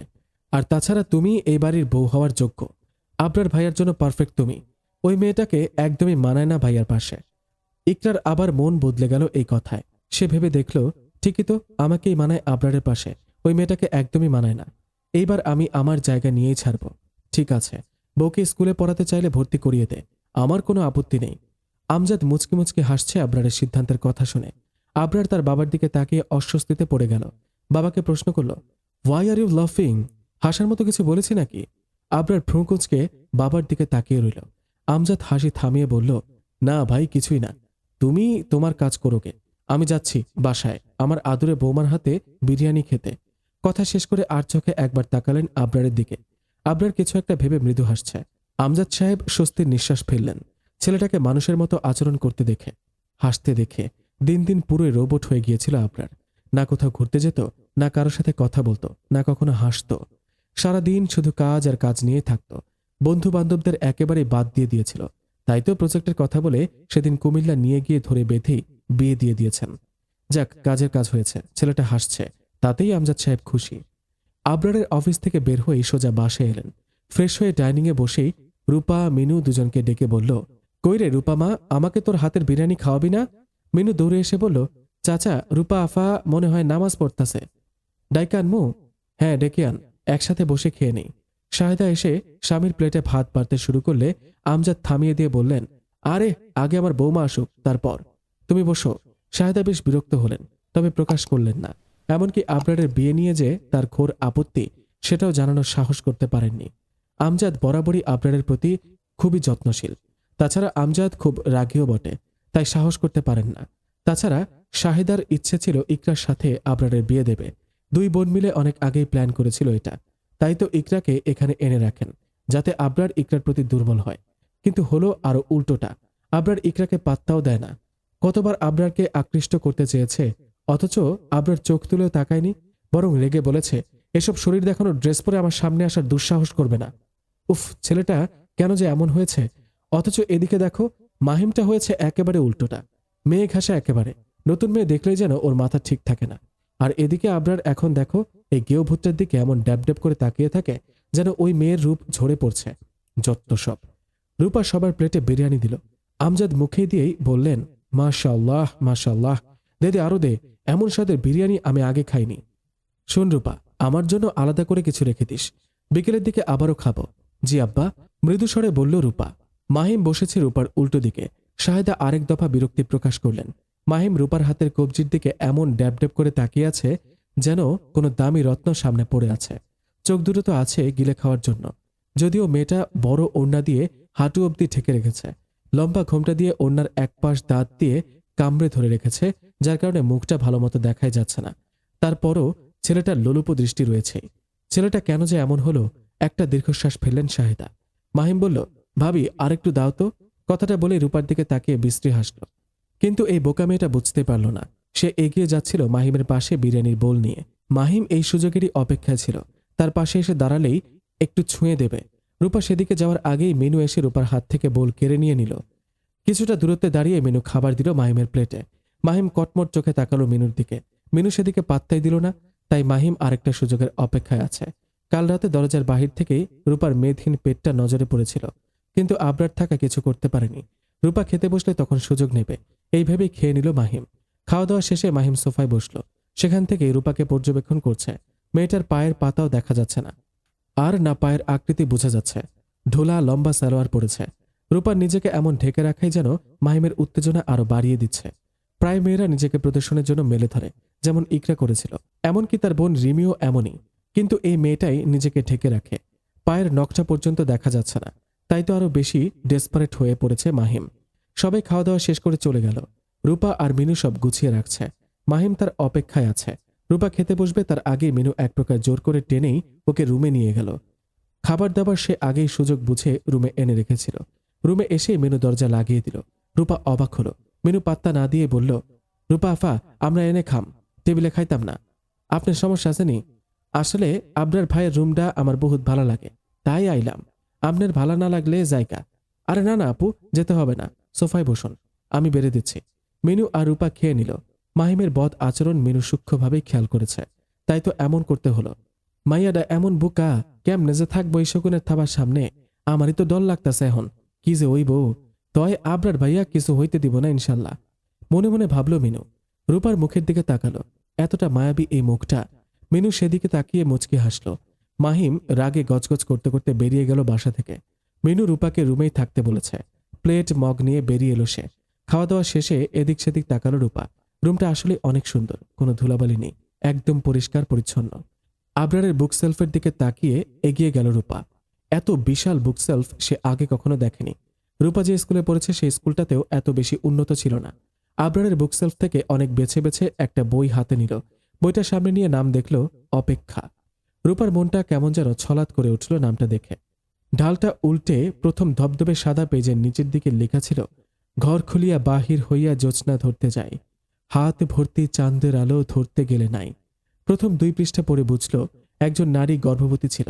স্বামী অফিসে গিয়েছিল, তার জন্য অপেক্ষা করে বারান্দায় বসে। স্বামীকে জানাতেও পারেনি সে যে গর্ভবতী। আজানের ধ্বনি শুনে রূপা বইটা রেখে দিল, নামাজ পড়তে চলে গেল। আবরার বিছানায় বসে শোবার প্রস্তুতি নিচ্ছে। রূপা আয়নার সামনে দাঁড়িয়ে ওড়নাটা ভালোভাবে মাথা পায়ে পেঁচিয়ে পিন দিয়ে আটকে নিয়েছে। আরেকটা ওড়না নিয়ে এসে বিছানায় বসেছে। আবরার সেদিকে তাকিয়ে ঘুমের দোয়া পড়ছে। রূপা ওড়না দিয়ে 2 পা বেঁধে নিল। আবরার হতভম্ব হয়ে বলল, পা বাঁধছ কেন? রাতে যেন আপনার গায়ে না লাগে তাই। আপনি বললেন না সুন্দর করে ঘুমানো শিখতে? তাই রূপা পা বেঁধে শুয়ে পড়ল। আবরার লাফ দিয়ে উঠে বসল। তাড়াতাড়ি করে বিছানা থেকে নামতে গিয়ে ধুম করে নিচে পড়ে গেল। আবরার বিছানা থেকে নেমে রূপার কাছে এলো, পাজা কোলে করে নিয়ে বিছানায় বসিয়ে বলল, আবার কোথায় যাচ্ছি রে? আরেকটা ওড়না লাগবে? কেন? আরে হাত না বাতলে তো হাতের কিল খাবেন। মুখ নামিয়ে ছোট্ট করে বলল কথাটা। আচ্ছা আমি এনে দিচ্ছি, ওই যে ব্যাগ থেকে নিয়ে আসুন। আবরার ব্যাগের কাছে গিয়ে বসতেই রূপা চিল্লিয়ে বলল, এই না না, আপনি আমার ব্যাগে হাত দিবেন না, আপনার আনতে হবে না, আমিই নিতে পারবো। আবরার উঠে এসে রূপার সামনে দাঁড়িয়ে ভ্রু কুঁচকে বলল, এখন আবার কি সমস্যা? ব্যাগে আমার কিছু ব্যক্তিগত জিনিস আছে, তাই আপনি হাত দিবেন না। অন্যদিকে তাকিয়ে বলল। আবরার কথা না বাড়িয়ে নিজের জায়গায় গিয়ে বসল। রূপা মেঝেতে দাঁড়িয়ে ক্যাঙ্গারুর মতো লাফিয়ে লাফিয়ে গিয়ে ব্যাগ থেকে ওড়না নিল। আবার ক্যাঙ্গারুর মতো লাফিয়ে লাফিয়ে বিছানায় এসে বসল। আবরার হাসতে হাসতে বিছানায় গড়িয়ে পড়েছে। রূপা আর চোখে তাকিয়ে বলল, হাসছেন কেন আপনি? রূপা তুমি অনেক কিউট একটা মেয়ে, ইচ্ছে করে গালটা টেনে দিতে। হাসতে হাসতে কথাগুলো বলল আবরার। রূপা ওড়নাটা একবার বাম হাতে পেঁচালো, আবার ডান হাতে, আবার বাম হাতে। বিরক্ত হয়ে 2 হাতে আবরারের দিকে বাড়িয়ে দিয়ে বলল, একটু বেঁধে দিন। আমি পারছি না তো। আবরার হাসি থামিয়ে বেঁধে দিল। রূপা ধপ করে শুয়ে পড়ল ডান কাত হয়ে, অর্থাৎ আবরারের দিকে মুখ করে। চোখ বন্ধ করে আবার ফট করে চোখ খুলে বলল, আপনি ওইদিকে ফিরে ঘুমান, মানে ডান কাত হয়ে। কেন? কারণ এটা সুন্নাহ। যান যান ফিরে ঘুমান। এই আপনি দোয়া পড়েছেন? আবরার মৃদু হেসে বলল, আবরার উল্টো দিক হয়ে শুয়ে পড়ল। রাস্তায় ল্যাম্পপোস্টের আলোয় রুমটা আবছা আলোকিত হয়ে আছে। মিহি নাক ডাকা শব্দে আবরার রূপার দিকে ফিরে তাকালো। ঠোঁটে একটু মৃদু হাসি লেগেই আছে। আজ অনেক দিন পর, না না বলতে গেলে অনেক বছর পর সে প্রাণ খুলে হেসেছে। রূপার মুখের দিকে তাকালো। এই শ্যামবর্ণের মুখশ্রীতে এতটা মায়া। রূপার চোখের পাপড়িগুলো লম্বা আর বেশ ঘন, মনে হচ্ছে যেন আলগা পাপড়ি লাগিয়েছে। আবরার এক আঙুল দিয়ে একটু ছুঁয়ে দিল পাপড়িগুলো। বালিশে এক হাত রেখে হাতের ওপর মাথা রেখে রূপার দিকে তাকিয়ে আছে। চোখটা লেগে আসছে। আবার একটু পর চোখ খুলে রূপাকে দেখছে। যেভাবে হাত পা বেঁধে ঘুমিয়েছে, কখন যে ধুম করে নিচে পড়ে যায় মেয়েটা। পুরো রাতে 2 বার রূপাকে খাটের কিনারা থেকে টেনে খাটের মাঝখানে এনেছে। ভোরের দিকে চোখটা লেগে এসেছিল আবরারের। তখনই ধুম করে শব্দ হলো। আবরার লাফ দিয়ে উঠে বসল। ঘুম ঘুম চোখে পাশে তাকালো। রূপা বিছানায় নেই। আবরার ছট করে উঠে দাঁড়িয়ে বিছানার অপর পাশে গিয়ে দেখল সিমের ভেতরে বিচির পাশে পোকা যেমন গুটিয়ে থাকে, রূপা মেঝেতে সেভাবে গুটিয়ে আছে। চোখ মুখ খিচে পড়ে আছে, ব্যথা পেয়েছে বুঝে যাচ্ছে। তখনই ফজরের আজান পড়ল। আবরার হো হো করে ঘর কাঁপিয়ে হেসে দিল। রূপা চোখ খুলে আবরারকে দেখে আবার চোখ বন্ধ করে নিল। আবরার রূপাকে তুলে খাটে বসালো। হাত পায়ের বাঁধন খুলে দিল। রূপা কোমরে হাত ধরে বসেছে। কোমরে ব্যথা পেয়েছে। কথা বলবেন না আপনি আমার সাথে? কেন কেন, আমি কি করেছি? কাঁদো কাঁদো হয়ে বলল, আমি পরে ব্যথা পেয়েছি আর আপনি হাসছিলেন আমার অবস্থা দেখে। আরে! আবরার ড্যাব ড্যাব করে তাকিয়ে রইল রূপার দিকে। রূপা ভ্যাঁ ভ্যাঁ করে কেঁদে দিল। একটু থামিয়ে বলল, সরুন আপনি, কথা নেই আপনার সাথে, আপনি অনেক পচা, সরুন। বলে আবার কান্না শুরু করেছে। আবরার পড়ল মহা মুশকিলে। রূপা কান্না থামাচ্ছেই না। আবরার এবার দাঁড়িয়ে বলল, তুমি কাঁদতে থাকো আর এইদিকে নামাজের সময় চলে যাক। আমি কালকের মতো নামাজ পড়ে ফেলেছি, বসে থাকো তুমি। রূপা কান্না থামিয়ে আবরারের দিকে তাকালো। আবরার ওয়াশরুমের সামনে চলে গেছে। রূপা উঠে দৌড় দিয়ে আবরারের আগে ওয়াশরুমে ঢুকে ভেঙচি দিয়ে দরজা লাগিয়ে দিল। রূপার বাচ্চামো দেখে আবরার হাসল। রূপা অজু করে বেরিয়ে আবরারের সামনে দাঁড়িয়ে বলল, এই যে আপনি মসজিদে গিয়ে নামাজ পড়বেন, আর কোনো কথা নেই। আমি আপনার সাথে রাগ করেছি। রূপা আবার ভেঙচি দিল। জায়নামাজ বিছিয়ে দাঁড়িয়ে গেল নামাজে। আবরার সেদিকে তাকিয়ে শব্দহীন হাসল। অজু করে আবরার মসজিদে গেল জলদি হেঁটে। বারান্দায় জিম করছিল এতক্ষণ। রূপার সারা শব্দ না পেয়ে আবরার রুমে উঁকি দিল। দেখল রূপা এখন নামাজ পড়ছে। আবরার ভাবল কিছুক্ষণ, কোনো মতেই বুঝতে পারছে না রূপা এখন কিসের নামাজ পড়ছে। তাই ঘেমে নিয়ে একাকার হয়ে রুমের সোফায় বসে রইল। অপেক্ষা করছে রূপার সালাম ফেরানোর। রূপা সালাম ফেরাতেই আবরার বলল, এখন কিসের নামাজ পড়লে? সালাতুল দুহা, নফল নামাজ, যেটাকে ইশরাক বা চাশতা নামাজ বলে। ও, এটার ফজিলত কি? রূপা আবরারের দিকে ফিরে বসল। বিজ্ঞের মতো করে বলছে, আচ্ছা শুনুন, তাহাজ্জুদের পর দ্বিতীয় শ্রেষ্ঠ নফল নামাজ হচ্ছে সালাতুল দুহা নামাজ। কিয়ামতের দিন যখন নামাজের হিসেব নেবেন, আল্লাহ তখন যদি কোনো বান্দাদের আমলে ফরজ সালাতের ঘাটতি হয়, তাহলে নফল বা সুন্নাহ আমল থাকলে সে নফল বা সুন্নাহ দিয়ে ঘাটতি পূরণ করা হবে। এছাড়াও ফরজ ছাড়া দৈনিক যদি 12 রাকাত নফল নামাজ আদায় করা হয়, তাহলে জান্নাতে তার জন্য একটি বাড়ি নির্মাণ করা হবে। মুসলিম শরীফে হাদিস নাম্বার 1581। বুঝেছেন? আবরার মৃদু হেসে মাথা দোলালো। ঘড়ির দিকে তাকিয়ে দেখল 7:30 বাজে। রূপার দিকে তাকিয়ে বলল, এখন পড়া যাবে? হ্যাঁ, দুপুর 11:48 পর্যন্ত সময় আছে। তোমার পড়া শেষ? হ্যাঁ। তাহলে শুনুন মেম সাহেব, আমি পড়ব। রূপা মোনাজাত দিয়ে সরে গেল। আবরার সম্পূর্ণ প্রস্তুতি নিয়ে জায়নামাজের দিকে এগিয়ে গেল। রূপা চোখ ছোট ছোট করে বলল, আমি না আপনার সাথে রাগ করেছি? হ্যাঁ করেছি তো, এটাই লাস্ট কথা, আর কোনো কথা নেই। গল্পটি ভালো লেগে থাকলে অবশ্যই একটা লাইক দিবেন এবং শেয়ার করে দিবেন আপনার পরিচিত জনের কাছে, এবং অবশ্যই এই চ্যানেলটিকে সাবস্ক্রাইব করতে ভুলবেন না। রূপা মুখ ভেঙিয়ে সরে এলো। আবরার ঠোঁটে ঠোঁট চেপে হাসল। রূপা আবার এগিয়ে এসে বলল, লাস্টবার কথা বলছি, আপনি আজকে অফিসে যাবেন না? হ্যাঁ যাব তো। ঠিক আছে, নামাজ পড়ে নিন, আমি নাস্তা বানাতে গেলাম। আবরার রূপার হাত টেনে ধরল। রূপা আবরারের দিকে তাকিয়ে ভয় পেল। আবরার রেগে কপাল কুঁচকে রেখেছে। কি হয়েছে? আমার সাথে যাবে নিচে? একা যাওয়ার দরকার নেই। মিনু আপু আছে তো, কাচুমাচু করে বলল। আবরার আবার ঘড়ির দিকে তাকালো। বাম হাতে কপাল চেপে ধরে কিছু চিন্তা করছে। ডান হাতে এখনো রূপার হাত ধরে রেখেছে। আবরার শান্তভাবে রূপার দিকে তাকিয়ে বলল, যাও। রূপা ছাড়া পেয়েই খুশিতে লাফিয়ে লাফিয়ে নিচে নেমে এলো। আবরার হাসল রূপার কাণ্ড দেখে। রূপা নিচে নেমে মিনুকে দেখিয়ে বলল, এই মিনু আপু, কেমন আছো? ভালো আছি রূপা আফা। আজকে কি নাস্তা বানাইবেন? রান্নাঘরে চলুন। সব কাজ কমপ্লিট হয়েছে? জি স্যার। বার্থ সার্টিফিকেট এনেছেন? হ্যাঁ, এই যে। ঠিক আছে, ধন্যবাদ। আপনি আসুন। আবরার রূপার বার্থ সার্টিফিকেট দেখে ভর্তির ফর্ম ফিল আপ করে নিল। রূপার বার্থডে ডেট দেখে আবরার বিষম খেল। এই মেয়ের মাত্র 14 বছর। কিভাবে? তাহলে 9-এ কিভাবে পড়ছে? রূপার থেকে জিজ্ঞেস করতে হবে। মনে মনে ভাবল আবরার। সবকিছু ঠিক করে লোকটাকে দিয়েই আবার সব পাঠিয়ে দিল রূপার ভর্তি কনফার্ম করতে। গতকালই অফিসের একজন লোক পাঠিয়েছিল রূপাদের গ্রামে রূপার বই খাতা সব নিয়ে আসতে। চেয়ারে হেলান দিয়ে বসে আবরার মৃদু হাসল। রূপাকে যখন বলবে তোমার কাল থেকে স্কুল, খুশিতে মেয়েটা কি করবে সেটা ভেবেই আবরার হাসছে। পাগলামি যে করবে এটা তো আবরার জানে। খুশিতে লাফিয়ে উঠবে, হাততালি দেবে, দিতেও পারে। যে পাগলি মেয়ে। একটা ফাইল তখন থেকে খুঁজে চলেছে আবরার, এখনো পায়নি। কোমরে হাত রেখে দাঁড়িয়ে চিন্তা করলো, ফাইলটা বাসায় রেখে আসেনি তো। কিছুক্ষণ চিন্তা করে মনে পড়ল ফাইলটা বাসায় রেখে এসেছে। ঘড়ির দিকে তাকালো, একটু পরেই আজান দেবে। হারুন সাহেবকে ডেকে আগে আগে লাঞ্চ করে নিল রূপার দেয়া বিরিয়ানি দিয়ে। ব্লেজারটা নিয়েই বেরিয়ে গেল আবরার। আবরারের যাওয়ার দিকে একধানে কিছুক্ষণ তাকিয়েছিল তিয়া। কতবার সেজেগুজে আবরারের সামনে এসেছে, অথচ আবরার চোখ তুলেও তাকায়নি। ফাইলে সিগনেচার এর বাহানায়, এটা বুঝতে পারছে না, ওটা বুঝতে পারছে না, এমন নানান বাহানায় আবরারের কেবিনে এসেছিল। কিন্তু স্যার কাজের কথা ছাড়া এক্সট্রা একটা কথাও বলেনি। সম্পূর্ণ রোবটের মতো আচরণ করত। কিন্তু গত 2 দিন ধরে স্যার অনেক বদলে গেছে। আগে কোনোদিনও হাসেওনি, বরং সবসময় ধমক দিয়ে কথা বলা ছিল তার অভ্যাস। অথচ এই 2 দিন সবার সাথেই সুন্দরভাবে হাসি মুখে কথা বলছে। স্যারের জীবনে কি কোনো নারী এসেছে? স্যার কি কোনো নারীর প্রেমে পড়েছে? কিন্তু আমি যে গত 2 বছর ধরে স্যারকে পছন্দ করি, তার কি হবে? মনে মনে এসব ভাবল তিয়া। একটা দীর্ঘশ্বাস ফেলে কাজে মন দিল। আজ বেশ গরম লাগছে। গত কয়েকদিনের তুলনায় আজ একটু বেশি গরম পড়েছে। তাই বেশ খানিকক্ষণ ধরেই গোসল করেছে রূপা। এখন কাপড় নিয়ে ছাদে দাঁড়িয়ে আছে।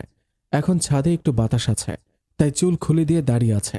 হাতের কাপড় একটা একটা করে মেলে দিচ্ছিল আর এদিক সেদিক তাকাচ্ছিল। তখনই ওড়নায় টান পড়ল। ঘাড় ঘুরিয়ে বেশ চমকে গেল রূপা। ভয়ও পেল। মাহিম দাঁড়িয়ে আছে, কেমন কেমন করে যেন তাকাচ্ছে। তাড়াতাড়ি করে ঘোমটা দিতে নিলেই মাহিম বলল, ঘোমটা দিও না, এভাবেই দারুণ লাগছে। রূপা তাড়াতাড়ি করে ঘোমটাটা টেনে দিল। মাহিম অমনি খপ করে রূপার হাত চেপে ধরল। ভয়ে আত্মা কেঁপে উঠল রূপার।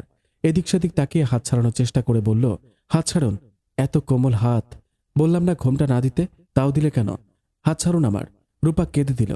মাহিম আরেকটু এগিয়ে আসতে রূপা পিছিয়ে গেল। ভয়ে নিঃশ্বাস আটকে আসছে, হাঁপাতে শুরু করেছে। মাহিম জিহবা দিয়ে ঠোঁট ভিজিয়ে নিল। আরেকটু এগিয়ে গিয়ে বলল, শ্যামলা হলেও তোমার ঠোঁট দুটো খুবই অ্যাট্রাকটিভ। আচ্ছা, ভাইয়া কি ছুঁয়েছে তোমার ঠোঁট? রূপা এক হাতে বুকের পাশে ওড়না খামচে ধরেছে।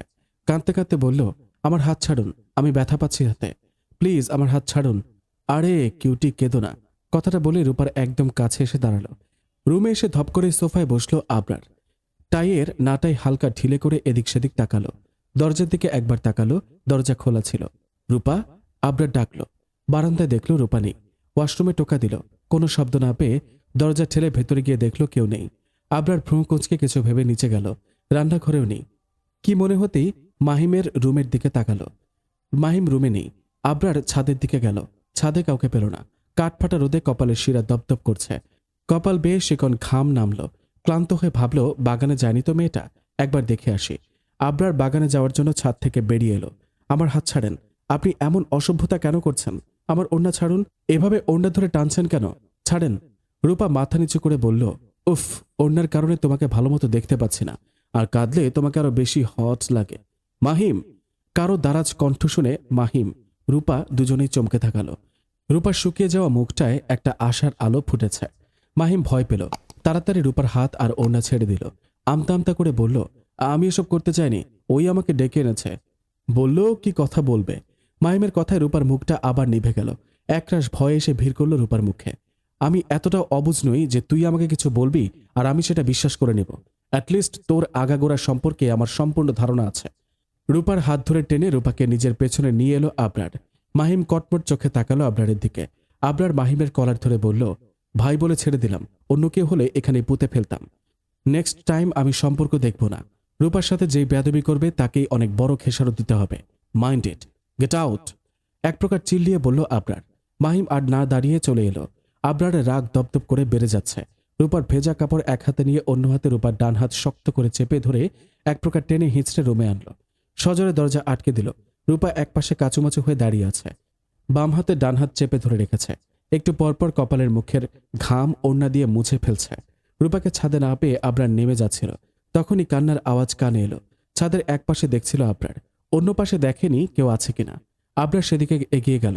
মাহিমের অসভ্যতা দেখে আবরারের রাগ চড়ে গেছে। ইচ্ছা করছিল ওখানেই পুঁতে ফেলতে। শুধু চুপ ছিল কারণ মাহিম তার ভাই বলে। যথাসময়ে উপস্থিত না হলে আজ মাহিম কিছু একটা করেই বসত। তখন তো হাজার মেরেও আর রূপার ক্ষয়ে যাওয়া মানসম্মান ফিরিয়ে আনতে পারত না আবরার। রূপাকে এত মানা করার পরেও একা একা ছাদে যাওয়ায় আবরার আরও রেগে গেছে। এই বোকা মেয়েটা কেন যে বুঝে না। আবরার দরজা খুলে জোরে জোরে মিনুকে ডাকল। রূপা ভয় পেল।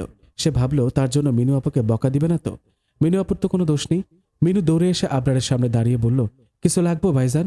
একটা বড় দড়ি নিয়ে আয় তো। দড়ি দিয়া কি করবেন ভাইজান? এত কথা শুনতে চাই না, যা বলেছি তাই কর, যা! চেঁচিয়ে বলল আবরার। মিনু ভয় পেল। একবার আবরারের দিকে আবার রূপার দিকে তাকিয়ে তাড়াতাড়ি নিচে গিয়ে দড়ি এনে দিল। আবরার আবারও দরজা আটকে দিল। রূপার দিকে এক নজর তাকালো। আবরারের চাহনিতে রূপা ভয়ে চুপসে গেল। মাথা নিচু করে ফেলল। আবরার বারান্দায় এসে এ মাথা থেকে ও মাথা পর্যন্ত বিশাল দড়িটা টানিয়ে দিল। রূপার কাপড়গুলো নিয়ে এক এক করে সবগুলো মেলে দিল নিজেই। রূপা এদিকে সেদিকে গিয়ে ভয়ে ভয়ে বলল, আমি পারবো। আবরার সাথে সাথে রূপাকে দেওয়ালের সাথে চেপে ধরল। রূপা আবরারের দিকে তাকালো। আবরারকে কখনো এতটা রাগতে দেখেনি সে, আজ প্রথম দেখেছে। কপালের শিরাগুলো ফুলে ফুলে উঠেছে, অথচ চেহারা স্বাভাবিক। আবরার রূপাকে ঝাঁকিয়ে বলল, তোমার কাছে আমার কথাগুলো কি কৌতুক মনে হয় নাকি মজা মনে হয়? কোনটা? বলেছিলাম না রুমের বাইরে যেতে না? একা একা রুমের বাইরে বের হতে মানা করেছিলাম কিনা বলো? বিকট চিৎকার দিয়ে বলল আবরার। রূপা ভয়ে কেঁদে দিল। মাথা সামান্য ঝাঁকালো। তাহলে কোন সাহসে বের হলে রুম থেকে? তোমার কি এতদিন মনে হয়েছে আমি তোমাকে বন্দি করে রেখেছি? এটা মনে হয়েছে? যদি এটা মনে হয়ে থাকে দেন ইউ আর রং। তোমাকে প্রোটেক্ট করতেই রুমের বাইরে বের হতে নিষেধ করেছি। আচ্ছা, আজ যদি আমি সঠিক সময় না আসতাম তাহলে কি হতো ভাবতে পারছো তুমি? মাহিম তোমার থেকে আর এক কবজি দূরত্বে দাঁড়িয়েছিল, আর 10 মিনিট লেট করলে কি হতো ক্যান ইউ ইমাজিন? রাগে চেঁচিয়ে বলেই রূপার মাথার পাশে দেওয়ালে ঘুষি মারল। রূপা ভয়ে বসে পড়ল মেঝেতে, ফুঁপিয়ে কেঁদে ওঠে। আবরার রূপার দিকে তাকিয়ে উল্টো দিকে ফিরে দাঁড়ায়।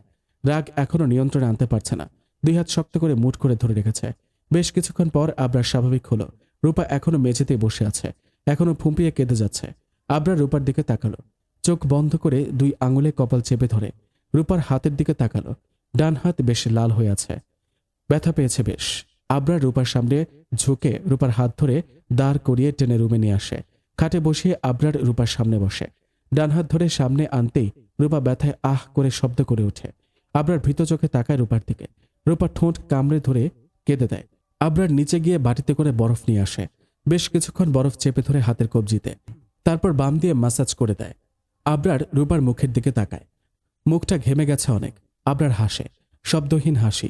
উঠে গিয়ে ড্রেসিং টেবিল থেকে টিস্যুর বক্সটা নিয়ে আবার রূপার সামনে বসে। মুখ মুছে দিয়ে বলল, দুপুরে খেয়েছ? রূপা ডানে বায়ে মাথা নাড়ায়, অর্থাৎ সে খায়নি। আবরার ধমকের সুরে বলল, খাওনি কেন? সরি। কেন? আপনার কথা শুনিনি তাই। আপনার কথা অমান্য করে একা একা ছাদে চলে গিয়েছিলাম। আসলে আমি বুঝতে পারিনি এরকম কিছু হবে। রূপা, তোমাকে আমি বন্দি বানিয়ে রাখছি না। আমি চাই না তুমি বাসায় থেকেও কারো দ্বারা হ্যারাস হও, কেউ তোমায় বিরক্ত করুক, তাই রুমের মধ্যেই থাকতে বলেছে। তুমি খুব বোকা রূপা। যদি চালাক হতে, অন্য আর 10-5টা মেয়ের মতো হতে, তাহলে আমার এত চিন্তা ছিল না। কিন্তু তুমি প্যাঁচ বুঝো না। মানুষের মনে কত রকম যে প্যাঁচ আছে সেটা তুমি ধরতেও পারবে না। তাই এত বেশি দেখে শুনে রাখি তোমাকে, বুঝেছ? আমি আর একা একা বের হব না। সত্যি? আবরার হাসল। রূপার জন্য ভাত নিয়ে এলো, নিজে রূপাকে খাইয়ে দিল। খাওয়া দাওয়া শেষে আবরার সোফায় হেলান দিয়ে বসল। রূপা বলল, আপনি আজকে এ সময় কেন এসেছেন? আবরারের দিকে তাকিয়ে চোখ নামিয়ে নিল। আমতা আমতা করে বলল, না মানে আপনি তো এই সময় বাসায় আসেন না, তাই। রূপা অপ্রস্তুত হয়ে গেল আবরারের চাহনি দেখে। এদিকে আসো। আবরার ডাকল রূপাকে। রূপা ভয় পেল, ভীতু চোখে তাকালো। আবরার আশ্বাস দিয়ে বলল, হারে বকা দিব না, আসো, এখানে আমার পাশে বসো। রূপা ধীর পায়ে এগিয়ে গিয়ে আবরারের পাশে বসল। আবরার রূপার দিকে তাকিয়ে বলল, একটা ফাইল ভুলে বাসায় রেখে গিয়েছিলাম, সেটা নিতে এসেছি। রাগ উঠেছিল আমার এই ভুলো মনের ওপর, কিন্তু এখন মনে হচ্ছে আল্লাহ যা করেন ভালোর জন্যই করেন। ফাইলটা রেখে না গেলে এই সময় বাসায় আসা হতো না, আর তোমাকে আমি মাহিমের বদ আচরণ থেকে বাঁচাতে পারতাম না। ওহ, ছোট্ট করে বলল রূপা। আবরার রূপার হাত টেনে বুকের বাঁ পাশে রাখল। রূপা চমকে তাকালো। আবরার চোখ বন্ধ করে বলল, দেখো হৃৎপিণ্ড কিভাবে লাফাচ্ছে, কি পরিমাণ ভয় পেয়েছে আমি জানো? তোমাকে কোথাও খুঁজে না পেয়ে ঘাম ছুটে গিয়েছিল আমার। দেখো, এখনো আমার হৃদক্রিয়া স্বাভাবিক হচ্ছে না। রূপা চোখ পিটপিট করে কয়েকবার আবরারের ধরা হাতের দিকে তাকালো, তারপর আবরারের দিকে। আমি আসলে বুঝতে পারিনি আজ এমন কিছু হবে। কিভাবে বুঝবো? কেউ তো আমাকে মাহিমের ব্যাপারে কিছু জানায়নি। কিছু মুহূর্তের জন্য আমিও খুব ভয় পেয়ে গিয়েছিলাম। বুঝতেই পারছিলাম না মাহিম কি করতে চাচ্ছে। যখন আমার ওড়না ধরে টান দিল, তখন মনে মনে আমি আপনাকেই খুঁজছিলাম, আর আপনি এসে গেলেন। আপনি বললেন না, আল্লাহ যা করেন ভালোর জন্যই করে। আসলেই আজকের ঘটনা যা হয়েছে ভালোর জন্যই হয়েছে। না মানে এসব না ঘটলে আপনার হৃদয়ের অবস্থা তো বুঝতে পারতাম না। মনে মনে ওসব আওড়াল রূপা, ঠোঁটে মৃদু হাসি। আবরার রূপার হাত ধরেই হেলে পড়ে রূপার কোলে। ঘুমিয়ে যায় সে। খুব বেশি ক্লান্ত আবরার। রূপা এই প্রথম আবরারকে দেখছে এত ভালোভাবে। জেগে থাকলে তো তাকাতেই পারে না। রূপা খেয়াল করলো আবরারের ঠোঁটের নিচে তিলটা, হাত বাড়ায় সেদিকে, তিলটা ছুঁয়ে দেওয়ার আশায়। পরক্ষণেই হাত সরিয়ে নেয়। যে পাতলা ঘুম ওনার, ছুলেই যদি জেগে যায় তখন অনেক লজ্জায় পড়তে হবে। সকাল 9:30 বেজে গেছে। রূপা একবার আবরারের দিকে একবার ঘড়ির দিকে তাকাচ্ছে। সাহস করে বলতে পারছে না নিচে যাওয়ার কথা। আবরার গম্ভীর হয়ে সোফায় বসে কাজ করছে এক মনে। এবার বেশ বিরক্ত হলো রূপা। কপাল কুঁচকে ফেলেছে বিরক্তিতে। বেশ সাহস করে বলল, বলছিলাম কি আমি নাস্তা বানাতে যাই? আবরার মাথা তুলে রূপার দিকে তাকালো। রূপা একটা ঢোক গিলে আমতা আমতা করে বলল, না মানে আব্বা তো আমার হাতের নাস্তা খায়, তাই আর কি। আর চোখে একবার তাকিয়ে আবার বলল, আচ্ছা ঠিক আছে, যাব না, আজকে মেনু আপুই বানিয়ে নেবে। জোরপূর্বক হেসে কোনো রকমে উঠে বারান্দায় চলে এলো।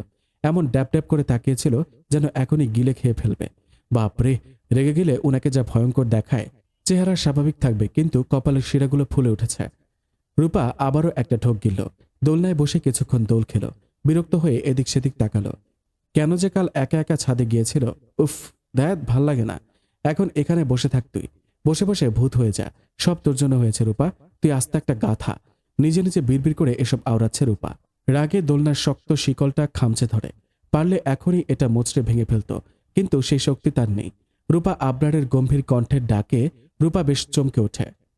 স্থির হয়ে বসে কিছুক্ষণ ঘোমটা ভালো করে মাথায় টেনে দিল। গুটি গুটি পায়ে হেঁটে গেল রুমের দিকে। আমাকে ডেকেছিলেন? হ্যাঁ। রূপা দাঁড়িয়ে দাঁড়িয়ে ভাবছে কেন ডাকলো। নিচে যেতে বলবে, নাস্তা বানাতে বলবে। উফ, এখন বেশ মজা লাগছে। মুহূর্তে রূপার মুখটা খুশিতে উজ্জ্বল হয়ে ওঠে, কিন্তু পরক্ষণে জলজল মুখটা ধপ করে নিভে যায় আবরারের কথায়। আবরার বলল, তোমার একটা 3 পিস দাও তো। ল্যাপটপের দিকে তাকিয়ে বলল। রূপা বেশ বিরক্ত হলো। মনে মনে বলল, কি আছে এই কালা ডিব্বাটাতে? সারাক্ষণ শুধু এই ডিব্বাটা নিয়ে বসে থাকে। আর আমার 3 পিস নিয়ে উনি কি করবে? উনি পরবে? চোখ বড় বড় করে আবরারের দিকে তাকালো। ওনার গায়ে তো আমার 3 পিস হবে না। উনি কত মোটা লম্বা, আর আমি কত চিকন খাটো। একসাথে দাঁড়ালে আমি ওনার বুকের কাছে গিয়ে থেমে যাই, কিন্তু উনি আমার 3 পিস পরবে কিভাবে? কি ভাবছ? আবরারের কথায় হুঁশ ফেলল রূপার। কিছু বলেছি আমি? শুনুনি? আপনি আমার 3 পিস দিয়ে কি করবেন? আবরার মুখ তুলে রূপার দিকে তাকালো। রূপা বোকা বোকা চাহনির দিকে তাকাতেই হাসি পেল, কিন্তু হাসল না। গম্ভীর হয়ে সোফায় হেলান দিয়ে বসল। রূপার দিকে তীক্ষ্ণ চোখে তাকিয়ে আছে। রূপা বেশ গুটিয়ে গেল। এভাবে তাকিয়ে থাকায় বেশ অস্বস্তি লাগছে। তোমার কি মনে হয় আমি তোমার থ্রি পিস দিয়ে কি করতে পারি? আবরার বলল। রূপা ঝড়ের বেগে আবরারের সামনে এসে দাঁড়ালো। আবরারের পাশে সোফায় বসে আবরারের বাহু ধরে বলল, দেখেন আপনি কত মোটা। নিজের বাহু ধরে আবরারকে দেখিয়ে বলল, আর আমি কত চিকন। তো তো আবার কি, আমার থ্রি পিস ছিঁড়ে যাবে? ছিঁড়বে কেন? রূপা আবরারকে টেনে দাঁড় করালো। আবরারের পাশে নিজেও দাঁড়িয়ে বলল, আয়না দেখেন আমি আপনার থেকে কত খাটো। তো কি হয়েছে? রূপা এবার বেশ রেগে গেল। আবরারের সামনে দাঁড়িয়ে দুই হাত কোমরে রেখে ভ্রুম কুঁচকে বলল, সেই কখন থেকে তো তো করছেন কেন? আর কথা জানেন না? আজব তো, কখন থেকে বোঝাতে চাচ্ছি আপনি আমার থেকে মোটা লম্বা আর আমি আপনার থেকে চিকন খাটো, তাও শুধু তো করছেন। বুঝতে পারছেন না আমার থ্রি পিস আপনার গায়ে হবে না? তাও আবার খুঁজে যাচ্ছেন থ্রি পিস। তোমার মনে হয়েছে আমি তোমার থ্রি পিস পরবো? হ্যাঁ, মনে হওয়ার কি আছে? আপনি তো আর এমনি এমনি চাইছেন না। গাল ফুলিয়ে বলল রূপা। আবরার খুক খুক করে কেসে উঠল। বিছানায় ধপ করে বসে পড়ল। রূপা পানির গ্লাস এগিয়ে দিল আবরারের দিকে। আবরার পানি খেয়ে রূপার দিকে তাকিয়ে ঘর কাঁপিয়ে হেসে উঠল। রূপা বেকুবের মতো চেয়ে রইল আবরারের দিকে। দুই হাত শক্ত করে মুঠ করে রেখেছে। চোখ ছোট ছোট করে আবরারের দিকে চেয়ে রইল। আবরার হাসি থামিয়ে আবারও হেসে দিল। রূপা কটমট করে বলল, হাসির কিছু হয়েছে এখানে? এভাবে হাসছেন কেন? আবরার রূপার গাল টেনে বলল, ওলে বাবুতা লাগ করেছো? লাগ করলে না বাবু, তোমাকে একটা তক্কে টেনে দিব। রূপা ঝাড়ি মেরে ফেলে দিল আবরারের হাত। হন হন করে হেঁটে চলে যাচ্ছিল বারান্দার দিকে। আবরার রূপার হাত ধরে হ্যাচকা টান দিয়ে পাশে বসিয়ে দিল। হাসি থামিয়ে কিছুক্ষণ চুপ করে বসে রইল। তারপর সিরিয়াস হয়ে বলল, তোমার জামা আমি পরবো না। তোমার জন্য নতুন একটা জামা সেলাই করতে দিব আজ। তাই জামার মাপের জন্য তোমার থেকে থ্রি পিস চেয়েছি। এই জন্য চেয়েছেন? আমি ভেবেছি। রূপা লজ্জা পেল। মাথা নিচু করে পায়ের নখ দিয়ে মেঝে খুঁড়তে শুরু করে। আবরার সেদিকে তাকিয়ে হাসে শব্দ ছাড়াই। রূপাকে বলল, এখন কি জামা দেবে? রূপা উঠে ব্যাগ থেকে জামা বের করে। আবরার সেদিকে তাকিয়ে বলল, রূপা তোমার সব জামা কাপড় আলমারিতে রাখবে আজকে থেকে। আপনার যদি সমস্যা হয়? আমার সমস্যা হবে না, ঠিক আছে। ছাই রঙের একটা জামা নিয়ে আবরারকে দিল। রূপা আবরারের পাশে বসে বলল, কি রকম জামা বানাবেন সেটা কালকেই দেখতে পাবে। আজকে সেলাই করতে দিলে কালকে জামা কিভাবে দেবে? স্পেশালভাবে অর্ডার দিয়ে বানিয়ে নেব। আবরার ভ্রু দুটো নাচিয়ে বলল। উঠে গিয়ে ফাইল, ল্যাপটপ আর রূপার জামাটা একটা ব্যাগে ভরে নিল। রূপার দিকে ফিরে বলল, তোমার জন্য একটা সারপ্রাইজ আছে, কালই পাবে। সত্যি? কি সারপ্রাইজ? রূপা খুশিতে লাফিয়ে উঠল। বলে দিলে তো আর সারপ্রাইজ থাকবে না। রূপা মুখ গোমরা করে আবার সে বসে পড়ল। আবরার হাসলে রূপা সেদিকে তাকিয়ে মুখ ভেঙাল। রেডি হয়ে নিচে যায় আবরারের জন্য নাস্তা আনতে। আমজাদ সাহেব সোফায় বসে পেপার পড়ছিলেন। আবরার মেনুর কাছে নাস্তা চাইলে শাহেদা বলল, রুমি নিয়ে যাচ্ছিস কেন আবার? নিচে এসে খেয়ে গেলেই তো হয়। আরে নিয়ে যাক, নতুন নতুন বিয়ে হয়েছে, কত কিছুই মন চাইবে। একটু সময় কাটাতে চাইবে, একসাথে খেতে চাইবে, দুজন দুজনকে খাইয়ে দেবে। যা যা নিয়ে যা তুই। আমজাদ সাহেব হেসে বলল। আবরার কপাল কুঁচকে বলল, এমন কিছুই না বাবা, তুমি বেশি বেশি ভাবছ। আমি তো বেশিই ভাবি আর বেশিই দেখি। মুখ চেপে হেসে উঠলেন আমজাদ। আবরার কথা না বাড়িয়ে প্লেট নিয়ে চলে এলো। সিঁড়ি দিয়ে উঠার সময় বাবার দিকে তাকালো। একটা স্বস্তির নিঃশ্বাস ফেলে উপরে উঠে এলো। এই একটা মানুষ যে আবরারকে বুঝতে পারে। আবরারের কখন কি চাই নিজ থেকে বুঝে নেয় আর সেটা এনে দেয়। কাজ করতে করতে যখন একেবারে রোবট হয়ে গিয়েছিল, তখন সত্যি একজন সঙ্গীর খুব দরকার ছিল আবরারের। যদিও সে নিজে বুঝতে পারছিল না কি করবে, তার বাবা ঠিকই বুঝতে পেরেছেন আর তাই রূপাকে এনে দিয়েছে। রূপার ভাষায় একটা পুতুল বউ এনে দিয়েছেন। আবরার হাসলো এসব ভেবে। রুমে ঢুকে দেখলো রূপা আবরারের ল্যাপটপ উল্টে পাল্টে দেখছে। আবরার সেদিকে তাকিয়ে বলল, কি দেখো? আপনার এই ডিব্বার ভেতরে কি আছে? বাসায় আসলে শুধু এই ডিব্বা নিয়ে বসে থাকেন। আবরার কিছুক্ষণ চেয়ে রইল রূপার দিকে। হাত ধরে টেনে এনে পাশে বসালো। পরোটায় ভাজি নিয়ে রূপার মুখে পুড়ে দিয়ে বলল, এটা ডিব্বা না, ল্যাপটপ বলে ওটাকে। ও, কি করে এটা দিয়ে? কাজ করে, গান শুনে, মুভি দেখে, ফেসবুকিং করে। আচ্ছা, তোমার ফেসবুক অ্যাকাউন্ট আছে? ওইটা আবার কি? গ্রামে থাকতে একবার নাম শুনেছিলাম স্কুলের বড় ভাইদের থেকে, কিন্তু বুঝতে পারিনি তুমি স্কুলের সিনিয়রদের সাথে কথা বলতে।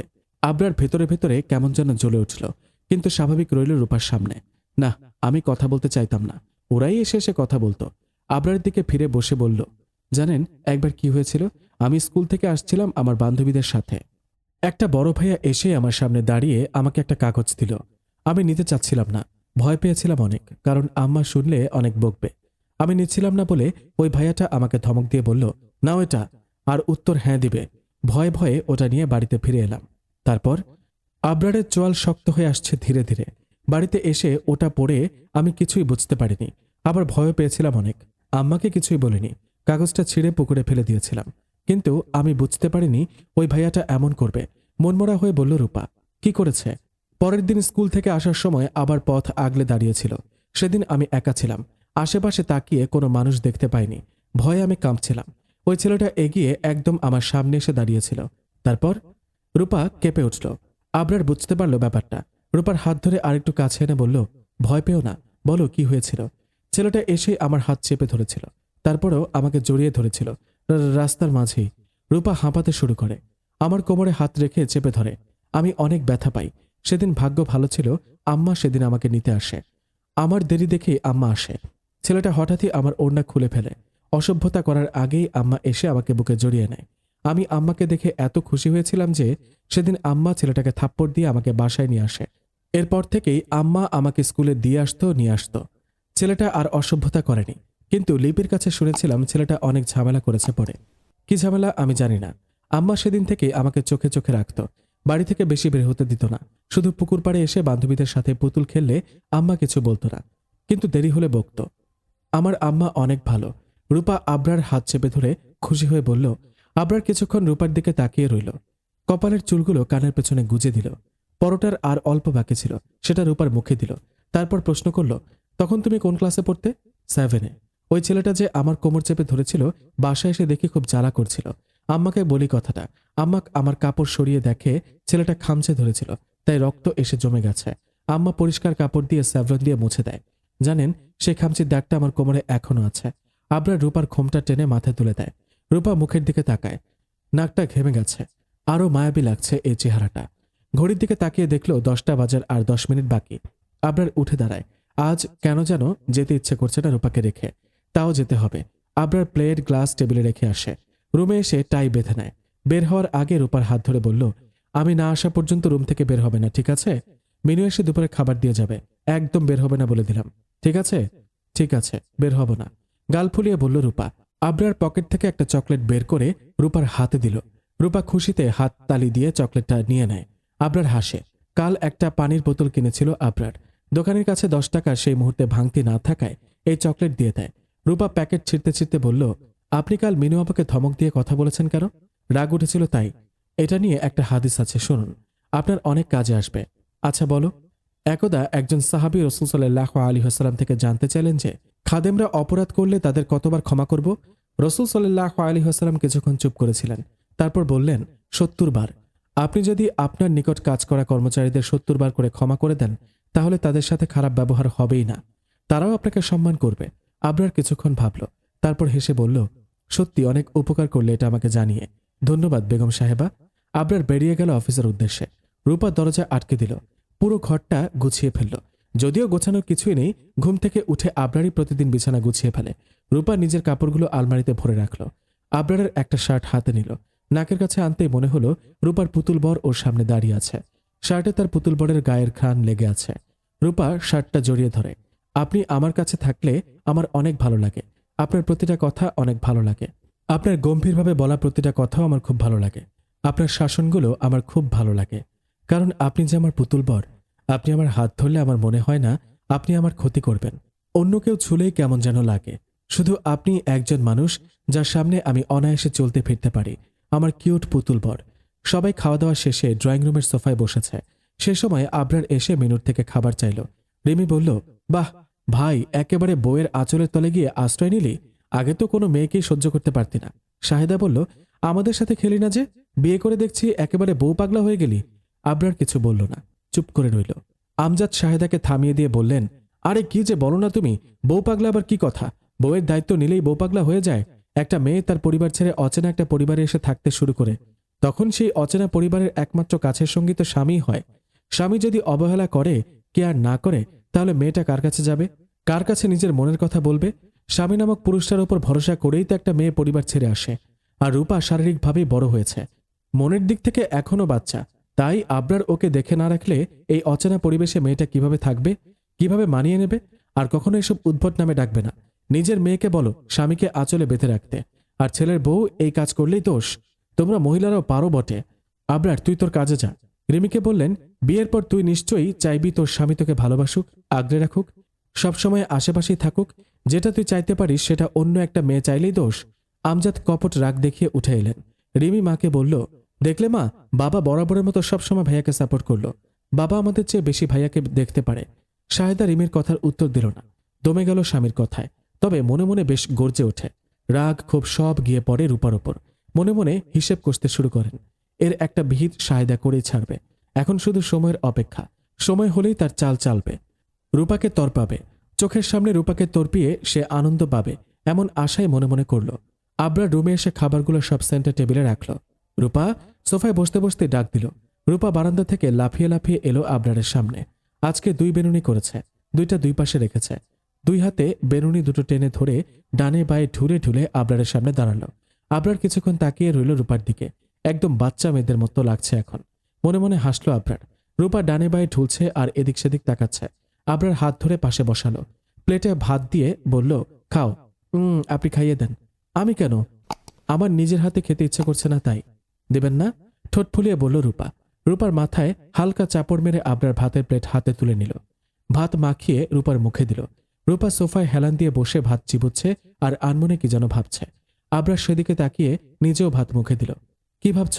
আপনি আমাকে কি সারপ্রাইজ দেবেন? দিলে দেখতে পাবে। এখন বলে সমস্যা কি? বলে দিলে সারপ্রাইজ থাকবে না। বিরক্তিতে কপাল কুঁচকে ফেলল রূপা। আবরার যত্ন করে রূপার গালে ভাত তুলে দেয়। রূপা বেশ কিছুক্ষণ চুপ করে থেকে আবরারের আরেকটু কাছে এসে বসল। আবরারের বাহু 2 হাতে চেপে ধরে বলল, আচ্ছা একটু করে বলেন। একটু করে বললে তো আর কিছু হবে না।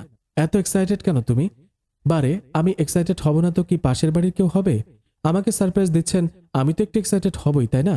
একটু করে বলেন প্লিজ। বলা যাবে না। রূপা চোখ ছোট ছোট করে এক চিমটি দেখিয়ে বলল, এতটুকু বলেন। এতটুকু বলা যাবে না? গাল ফুলিয়ে মুখ ঘুরিয়ে বসল রূপা। আবরার শব্দহীন হাসল। খাওয়া দাওয়া শেষে প্লেট গ্লাস রেখে এলো নিচে। রূপা ঘুমাবার প্রস্তুতি নিয়ে নিয়েছে। আবরার খাটের অপর পাশে বসল। রূপা হাত এগিয়ে দিতেই আবরার হাত বেঁধে দিল। গত কয়েকদিন ধরেই হাত পা বেঁধেই ঘুমাচ্ছে রূপা। সেদিন মেঝেতে পড়ে যাওয়ার পর আবরার মানা করেছিল আর ওভাবে না ঘুমাতে। রূপা শোনেনি। রূপা শুয়ে পড়ে। আবরারও বাতি নিভিয়ে শুয়ে পড়ে। কিছুক্ষণ পর রূপা বলল, ঘুমিয়ে গেছেন আপনি? না। কেন? পানি খাবেন? একটুও বলবেন না সারপ্রাইজের ব্যাপারে? না। আপনি একদম পচা। উল্টো পাশ ফিরে রূপা শুয়ে পড়ল। কালকে সারপ্রাইজ পেয়ে বেশ খুশি হবে। তখন নিজ থেকে ধন্যবাদ জানাবে। পাগলি মেয়ে, পিচ্চি বউটা আমার, মনে মনে বলে হাসলো আবরার। আবরার অফিসে যাওয়ার আগ পর্যন্ত রূপা বেশ জ্বালিয়েছে সারপ্রাইজের ব্যাপারে একটু বলার জন্য, সামান্য একটু। কিন্তু আবরার বলেইনি, না বলে অফিসের জন্য বেরিয়ে গেছে। রূপা গাল ফুলিয়ে দোলনায় বসে দোল খায় আর চোখে বারবার আবরারের দেওয়া চকলেটগুলোর দিকে তাকায়। আবার মুখ ঘুরিয়ে নেয়। খাবি না এসব রূপা, তোকে কিচ্ছু বলেনি সারপ্রাইজের ব্যাপারে। উল্টো চুপ থাকার জন্য ঘুষ দিয়েছে চকলেট। একদম খাবি না। কিছুক্ষণ বাইরে তাকিয়ে রইল। একটা ঢোক গিলে করুণ চোখে তাকালো চকলেটের দিকে। একটু খেলে তো কিছু হবে না, তাই না? নিজে নিজে বকবক করে চকলেটের সামনে এসে দাঁড়ালো। এতগুলো চকলেট কেমন করে চেয়ে আছে তোর দিকে দেখ। আর তুই কিনা খাবি না? অবশ্যই খাবি এবং এখনই খাবি, সবগুলোই খাবি। নিজেই নিজেকে ধমক দিল। তারপর ধপ করে সোফায় বসে চকলেট একটা নিয়ে খাওয়া শুরু করে। এত মজার চকলেট না খেয়ে থাকলে আফসোসে পাগল হয়ে যেত রূপা। নিজে নিজেকে আফসোস করালো। 9:30টার দিকে আবরার বাসায় ফিরল। রূপা শুয়েছিল। নামাজ পড়ে মাত্রই বিছানায় গড়িয়ে পড়েছিল। আবরার রুমে আসায় উঠে বসে। চোখ পিটপিট করে আবরারের দিকে কয়েকবার তাকায়। আবরার তাকালেই মুখ ঘুরিয়ে নেয়। আবরার বুঝতে পারে রূপা রাগ করেছে। ওয়াশরুম থেকে একেবারে গোসল করে বের হয়ে এলো। রূপা এখনো খাটে বসে আছে। আবরার এক নজর সেদিকে তাকিয়ে রুম থেকে বেরিয়ে গেল। রূপা হতাশ হয়ে বসে রইল। বেশ কিছুক্ষণ পর আবরার রুমে এলো। এক হাতে একটা বস্তা, আরেক হাতে শপিং ব্যাগ। রূপা সেদিকে তাকিয়ে সোজা হয়ে বসল। বুঝতে পারছে না কি এসব। আবরার সব রুমে রেখে দরজা লাগালো। বস্তাটা খুলে এক এক করে সব বের করলো। রূপা বিস্মিত হচ্ছে। এতগুলো বই কেন এনেছে আবরার বুঝতে পারছে না। সবশেষে বস্তা থেকে একটা ব্যাগ বের করলো। স্কুল ব্যাগ দেখেই রূপা ভেতরে ভেতরে খুশিতে নেচে ওঠে। তবে উপরে স্থির আছে। রূপা অপেক্ষা করছে আবরারের ডাকের। কেন যে ডাকছে না। এত সময় স্থির হয়ে বসে থাকতে বেশ কষ্ট হচ্ছে। আবরার রূপার সামনে এসে দাঁড়ালো। রূপা এক পলক আবরারের দিকে তাকিয়ে চোখ নামিয়ে নিল। ভয়ঙ্কর সে চাহনি। চোখ দুটো ছোট ছোট করে ঠোঁটে দুষ্টু হাসি রেখে তীক্ষ্ণ চোখে তাকিয়ে আছে। এই চাহনি তো ঘায়েল করে দেয় রূপাকে। এভাবে তাকালে মনে হয় একটা অদৃশ্য তীর এসে আঘাত করে রূপার হৃৎপিণ্ডে। সারপ্রাইজ দেখবে না? রূপা মাথা ঝাঁকালো। অর্থাৎ সে দেখবে। আবরার রূপার হাত ধরে টেনে বইগুলোর সামনে এনে দাঁড় করালো। রূপা এক পলক বইগুলোর দিকে তাকিয়ে আবার আবরারের দিকে তাকালো। হাঁটু ভাঁজ করে বসলো বইয়ের সামনে। রূপা বইগুলো উল্টে পাল্টে দেখছে। বিস্ময়ে কথা বলতেই পারছে না। কোনো রকমে বলল, এগুলো তো আমার ক্লাসের বই। মানে আমি এখন থেকে আবার স্কুলে পড়বো? আমি আবার স্কুলে যাব? হ্যাঁ। রূপা স্থির হয়ে বসে রইল বইয়ের সামনে। আবরার ওর পাশে বসে বাহু দিয়ে হালকা ধাক্কা দিয়ে বলল, কেমন লাগছে? রূপা বইগুলো জড়িয়ে ধরে কেঁদে ফেলল। ঠোঁটে হাসি ফুটিয়ে আবরারের দিকে তাকিয়ে বলল, আমি না সত্যি সত্যি বিশ্বাস করতে পারছি না। আপনি আপনি আমাকে আবার স্কুলে ভর্তি করাবেন? আপনি অনেক ভালো। কাল রাতে কে যেন বলল আমি অনেক পচা। রূপা মাথা নিচু করে নিল। আবরার সেদিকে তাকিয়ে থাকে। মুখে হাসি, চোখে পানি নিয়ে এক এলোকেশে কন্যা তার সামনে বসে আছে। আবরারের জীবনের সবচেয়ে শ্রেষ্ঠ মুহূর্ত এটা, তাও আবার একেবারে হালাল এই মেয়ে তার জন্য। পলকহীন তাকিয়ে থাকতেও কোনো যেন বাধা নেই, কোনো অপরাধ বোধ নেই। এক অন্যরকম ভালো লাগা, অন্যরকম অনুভূতি এটা। আবরার শুধু দেখেই যাচ্ছে। রূপার লম্বা খোলা চুল ফ্যানের বাতাসে উড়ে এসে আবরারের চোখে মুখে পড়ে। তাতেও যেন কোনো বিরক্তি নেই আবরারের। এ যেন এক সাগর ভালো লাগায় এসে ডুবেছে আবরার। আবরার কোনোদিন ভাবেনি এমন দিন তার জীবনে আসবে। তার এই রোবোটিক জীবনে একগুচ্ছ স্বচ্ছ ভালো লাগা নিয়ে কেউ তার জীবনে আগমন ঘটাবে, তাও আবার 14 বছরের এক কিশোরীর সাথে তার এত সখ্যতা গড়ে উঠবে। অন্য কেউ হলে হয়তো বিরক্তিতে এখান থেকে সরে যেত, কিন্তু শুধু রূপার সামনে আসলেই আবরার কেমন যেন হয়ে যায়। শুধু রূপার সামনে নিজেকে প্রকাশ করে আবরার। রূপা বইগুলো রেখে শপিং ব্যাগটা দেখিয়ে বলল, এটা থেকেই। আবরারের ধ্যান ভাঙল। প্যাকেটটা নিয়ে রূপার হাতে দিয়ে বলল, নিজেই দেখো কি। রূপা প্যাকেট খুলে সব বের করল। নীল একটা 3 পিস, সাদা সালোয়ার, সাদা ক্রস বেল্ট, কোমর বেল্ট, সাদা একটা বড় ওড়না। রূপা জামাটা নিয়ে দাঁড়িয়ে গেল। লাফিয়ে উঠে বলল, এটা স্কুল ড্রেস? আবরারও দাঁড়ালো। রূপার দিকে তাকিয়ে মাথা নেড়ে বলল, হ্যাঁ। রূপা খুশিতে জামাটা নিয়ে কয়েকবার ঘুরল। নিজের সামনে ধরে বলল, আমি এটা পরে আসি এখন? এখন পরবে? হ্যাঁ, একটু দেখি না আমাকে কেমন লাগে। আচ্ছা যাও। রূপা জামা আর সালোয়ার নিয়ে ওয়াশরুমে চলে গেল। আবরার অপেক্ষা করছে রূপার জন্য। রূপা একটু পরে বেরিয়ে এলো। আবরারের সামনে দাঁড়িয়ে বলল, আমাকে কেমন লাগছে? আবরার 2 হাত বুকের ওপর শক্ত করে ভাঁজ করে রাখল। মেয়েটা আসলেই বোকা, এভাবে ওড়না ছাড়া সামনে না আসলেই পারত। আবরার ক্রস বেল্ট দেখিয়ে বলল, ওটা সহ পরে। ওহ হ্যাঁ, ভুলে গিয়েছিলাম, এক্ষুনি পড়ছি। রূপা ক্রস বেল্ট নিয়ে আয়নার সামনে দাঁড়ালো। খুশিতে কিছুক্ষণ পরপরই লাফিয়ে উঠছে। আবরার রূপার পেছনে দাঁড়িয়ে আয়নায় রূপাকে দেখছে। রূপা ক্রস বেল্ট পরে আয়নায় ঘুরে ঘুরে নিজেকে দেখছে। চুলগুলো 2 মিনিটেই বেনুনি করে ফেলল। আরও কয়েকবার নিজেকে ঘুরে ঘুরে দেখে আবরারের সামনে দাঁড়িয়ে বলল, আমাকে ছাত্রীর মতো লাগছে? হ্যাঁ, একদম স্কুলের ছাত্রীর মতো লাগছে। রূপা খুশি হয়ে যায়। আবার আয়নার সামনে গিয়ে নিজেকে দেখে। আবরারের সামনে এসে বলল, আমি কোন দিন থেকে স্কুলে যাব? সরে গিয়ে ওড়নাটা নেয়। আবার আয়নার সামনে এসে ওড়না খুলে মাথায় ঘোমটা দিয়ে গায়ে পেঁচিয়ে নেয়। আবরার সেদিকে তাকিয়ে থাকে। ঘোমটার কারণে এখন রূপার বয়স যেন 6 বছর বেড়ে গেছে। কতটা বড় দেখাচ্ছে মেয়েটাকে। আবরার বলল, কাল থেকে। কাল থেকেই? হ্যাঁ। ইয়ে। তালি দিয়ে বইগুলোর কাছে যায় রূপা। ব্যাগটা কাঁধে নিয়ে দেখে কেমন লাগছে তাকে। আবরার পেছনে দাঁড়িয়ে আয়নার ভেতরে দেখা যাওয়া রূপার ছবি তুলে নেয় মোবাইলে। রূপা ব্যাগটা রাখার জন্য নিচে ঝুঁকে সামনে তাকালেই আবরার আরেকটা ছবি তুলে নেয়। রূপা বুঝতে পারেনি, ভেবেছে আবরার মোবাইলে কিছু দেখছে। নিজেকে আরেকবার আয়নায় দেখে স্কুল ড্রেসটা খুলে রাখে। বইগুলো দেখিয়ে বলল, এগুলো কোথায় রাখবো? আমার টেবিলে রাখো। আজ থেকে ওটা তোমার টেবিল, ওখানে বসে পড়বে। সত্যি? হুম। রূপা বইগুলো নিয়ে আস্তে ধীরে টেবিলে সাজিয়ে রাখে। আবরার শুরু থেকে রূপার প্রতিটা কার্যক্রম দেখছে। রূপার এসব পাগলামি দেখতে আবরারের ভীষণ ভালো লাগে। রূপা একটা বই নিয়ে খাটে বসে বলল, আমাকে কি আপনি পড়াবেন? হ্যাঁ। রূপা ভীতু চোখে তাকিয়ে বলল, পড়া না পারলে কি মারবেন আমাকে? আম্মা কিন্তু আমাকে কোনোদিন মারেনি পড়া না পারলে। মাঝে মাঝে বকা দিত অনেক, কিন্তু কোনোদিন আমার গায়ে একটা টোকাও দেয়নি। মারবো না। বই নিয়ে এদিকে আসো, তোমাকে একটা পড়া দিই, দেখি কেমন পড়ালেখা পারো। রূপা লাফিয়ে নেমে দ্রুত ছুটে আসে আবরারের দিকে। রূপার এত আগ্রহ দেখে আবরার খুশি হয়। রূপাকে একটা পড়া দেখিয়ে দেয়। রূপা বই নিয়ে আবার খাটের ওপর উঠে বসে। আবরার রূপার দিকে তাকালো। খুব সিরিয়াস হয়ে পড়ছে রূপা। এই সিরিয়াস ভাবটা রূপার মুখটাকে যেন আরও মায়াবী করে তোলে। আবরার ফোনের দিকে তাকায়। রূপার ক্যান্ডিড ছবিটা ফোনের ওয়ালপেপারে দিল আবরার। অন্যরকম হয়েছে এই ছবিটা। বেশ খানিকক্ষণ ছবিটার দিকে তাকিয়ে থাকে আবরার। রূপার দিকে তাকিয়ে বলল, তোমার বয়স কত রূপা? 14 চলছে। 14 বছরের মেয়েরা তো 9-এ পড়ে না রূপা। তোমার বয়স কি কমিয়ে দেওয়া হয়েছে? না, সত্যি 14 বছর। আম্মা আমাকে প্লে নার্সারি কেজি পড়ায়নি। বাসায় আমাকে এই 3 ক্লাসের পড়া আম্মা নিজেই পড়িয়েছে। তারপর 1-এর বইয়ের অর্ধেক পড়া পড়িয়ে স্কুলে 1-এ ভর্তি করিয়েছে। তাই 14 বছরে 9-এ উঠে গেছে। বইয়ের দিকে তাকিয়ে বলল রূপা, তাহলে এত কম বয়সে বিয়ে দিল কেন তোমাকে? রূপা বইটা নামিয়ে রাখলো। তারপর বলল, আসলে আমি এত ভালো জানি না। তবে আপনি আর আব্বা যেদিন আমাকে নিতে এসেছিলেন সেদিন আম্মা বলল অনেক ভেবেই এই সিদ্ধান্ত নিয়েছে। তুমি জানো আমার বয়স কত? না। বইয়ে মুখ ডুবিয়ে বলল রূপা, তোমার থেকে গুনে গুনে 13 বছরের বড় আমি। তো আমার আব্বা আম্মার থেকে 15 বছরের বড়। তাও ওনারা কত সুন্দর করে বন্ধুর মতো করে থাকেন। সম্পর্ক বয়স দেখে হয় না, মনের দিকটাই আসল। যদি দুইজনের মনের মিল এক থাকে তাহলে সে সম্পর্ক মধুর সম্পর্কে পরিণত হয়। কে বলেছে এসব? আম্মা। আমাদের রসুল সাল্লাল্লাহু আলাইহি ওয়াসাল্লামের যখন 25 বছর বয়স, তখন আম্মাজান খাদিজা রাদিয়াল্লাহু তাআলা আনহা এর বয়স 40 বছর ছিল। বয়সের এত তারতম্য থাকার পরেও ওনারাই হলেন সর্বকালের সেরা দম্পতি। আবার রসুল সাল্লাল্লাহু আলাইহি ওয়াসাল্লামের যখন 52 বছর বয়স, তখন আম্মাজান আয়েশা রাদিয়াল্লাহু তাআলা আনহা এর বয়স 6 কি 7 বছর। তাদের জীবনে ভালোবাসার অভাব ছিল না। একবার এক মজলিসে সাহাবায়ে কেরাম রসুল সাল্লাল্লাহু আলাইহি ওয়াসাল্লামকে জিজ্ঞেস করলেন, ইয়া রাসূলুল্লাহ, মানুষের মধ্যে আপনার সবচেয়ে প্রিয় ব্যক্তি কে? তিনি বললেন, আয়েশা। রসুল সাল্লাল্লাহু আলাইহি ওয়াসাল্লাম এবং আয়েশা রাদিয়াল্লাহু তাআলা আনহা এর দাম্পত্য জীবনে ইউনিক ব্যাপারটা কি জানেন? আবরার তাকিয়ে রইল রূপার দিকে। রূপা বলল, রসুল সাল্লাল্লাহু আলাইহি ওয়াসাল্লাম যখন ইন্তেকাল করেন, আম্মাজান আয়েশা রাদিয়াল্লাহু তাআলা আনহা তখন সদ্য যৌবনে পা দিয়েছিলেন মাত্র। ঠিক সেই সময় তিনি বিধবা হন, অর্থাৎ 18 বছর বয়সে তিনি বিধবা হন। এরপর তিনি 48 বছর বেঁচে ছিলেন রসুল সাল্লাল্লাহু আলাইহি ওয়াসাল্লামের স্মৃতি বুকে নিয়ে। আর সবচেয়ে বড় ব্যাপার হলো তিনি নিঃসন্তান ছিলেন। তাই সম্পর্কে বয়সটা কোনো ব্যাপার না, আসল বিষয় হচ্ছে মনের দিকটা, আর আপনি কতটা দিন মানতে পারেন। সুন্নাহ মেনে চললে জীবন এমনিতে রঙিন হয়। রূপা কথা শেষ করে নিঃশ্বাস ফেলল। আবরারের দিকে তাকিয়ে বলল, বুঝেছেন, আসলে আমি এসব জানতাম না। আমার একটা বান্ধবীর 13 বছর বয়সে বিয়ে হয়ে গিয়েছিল। সেদিন অনেক মন খারাপ ছিল আমার।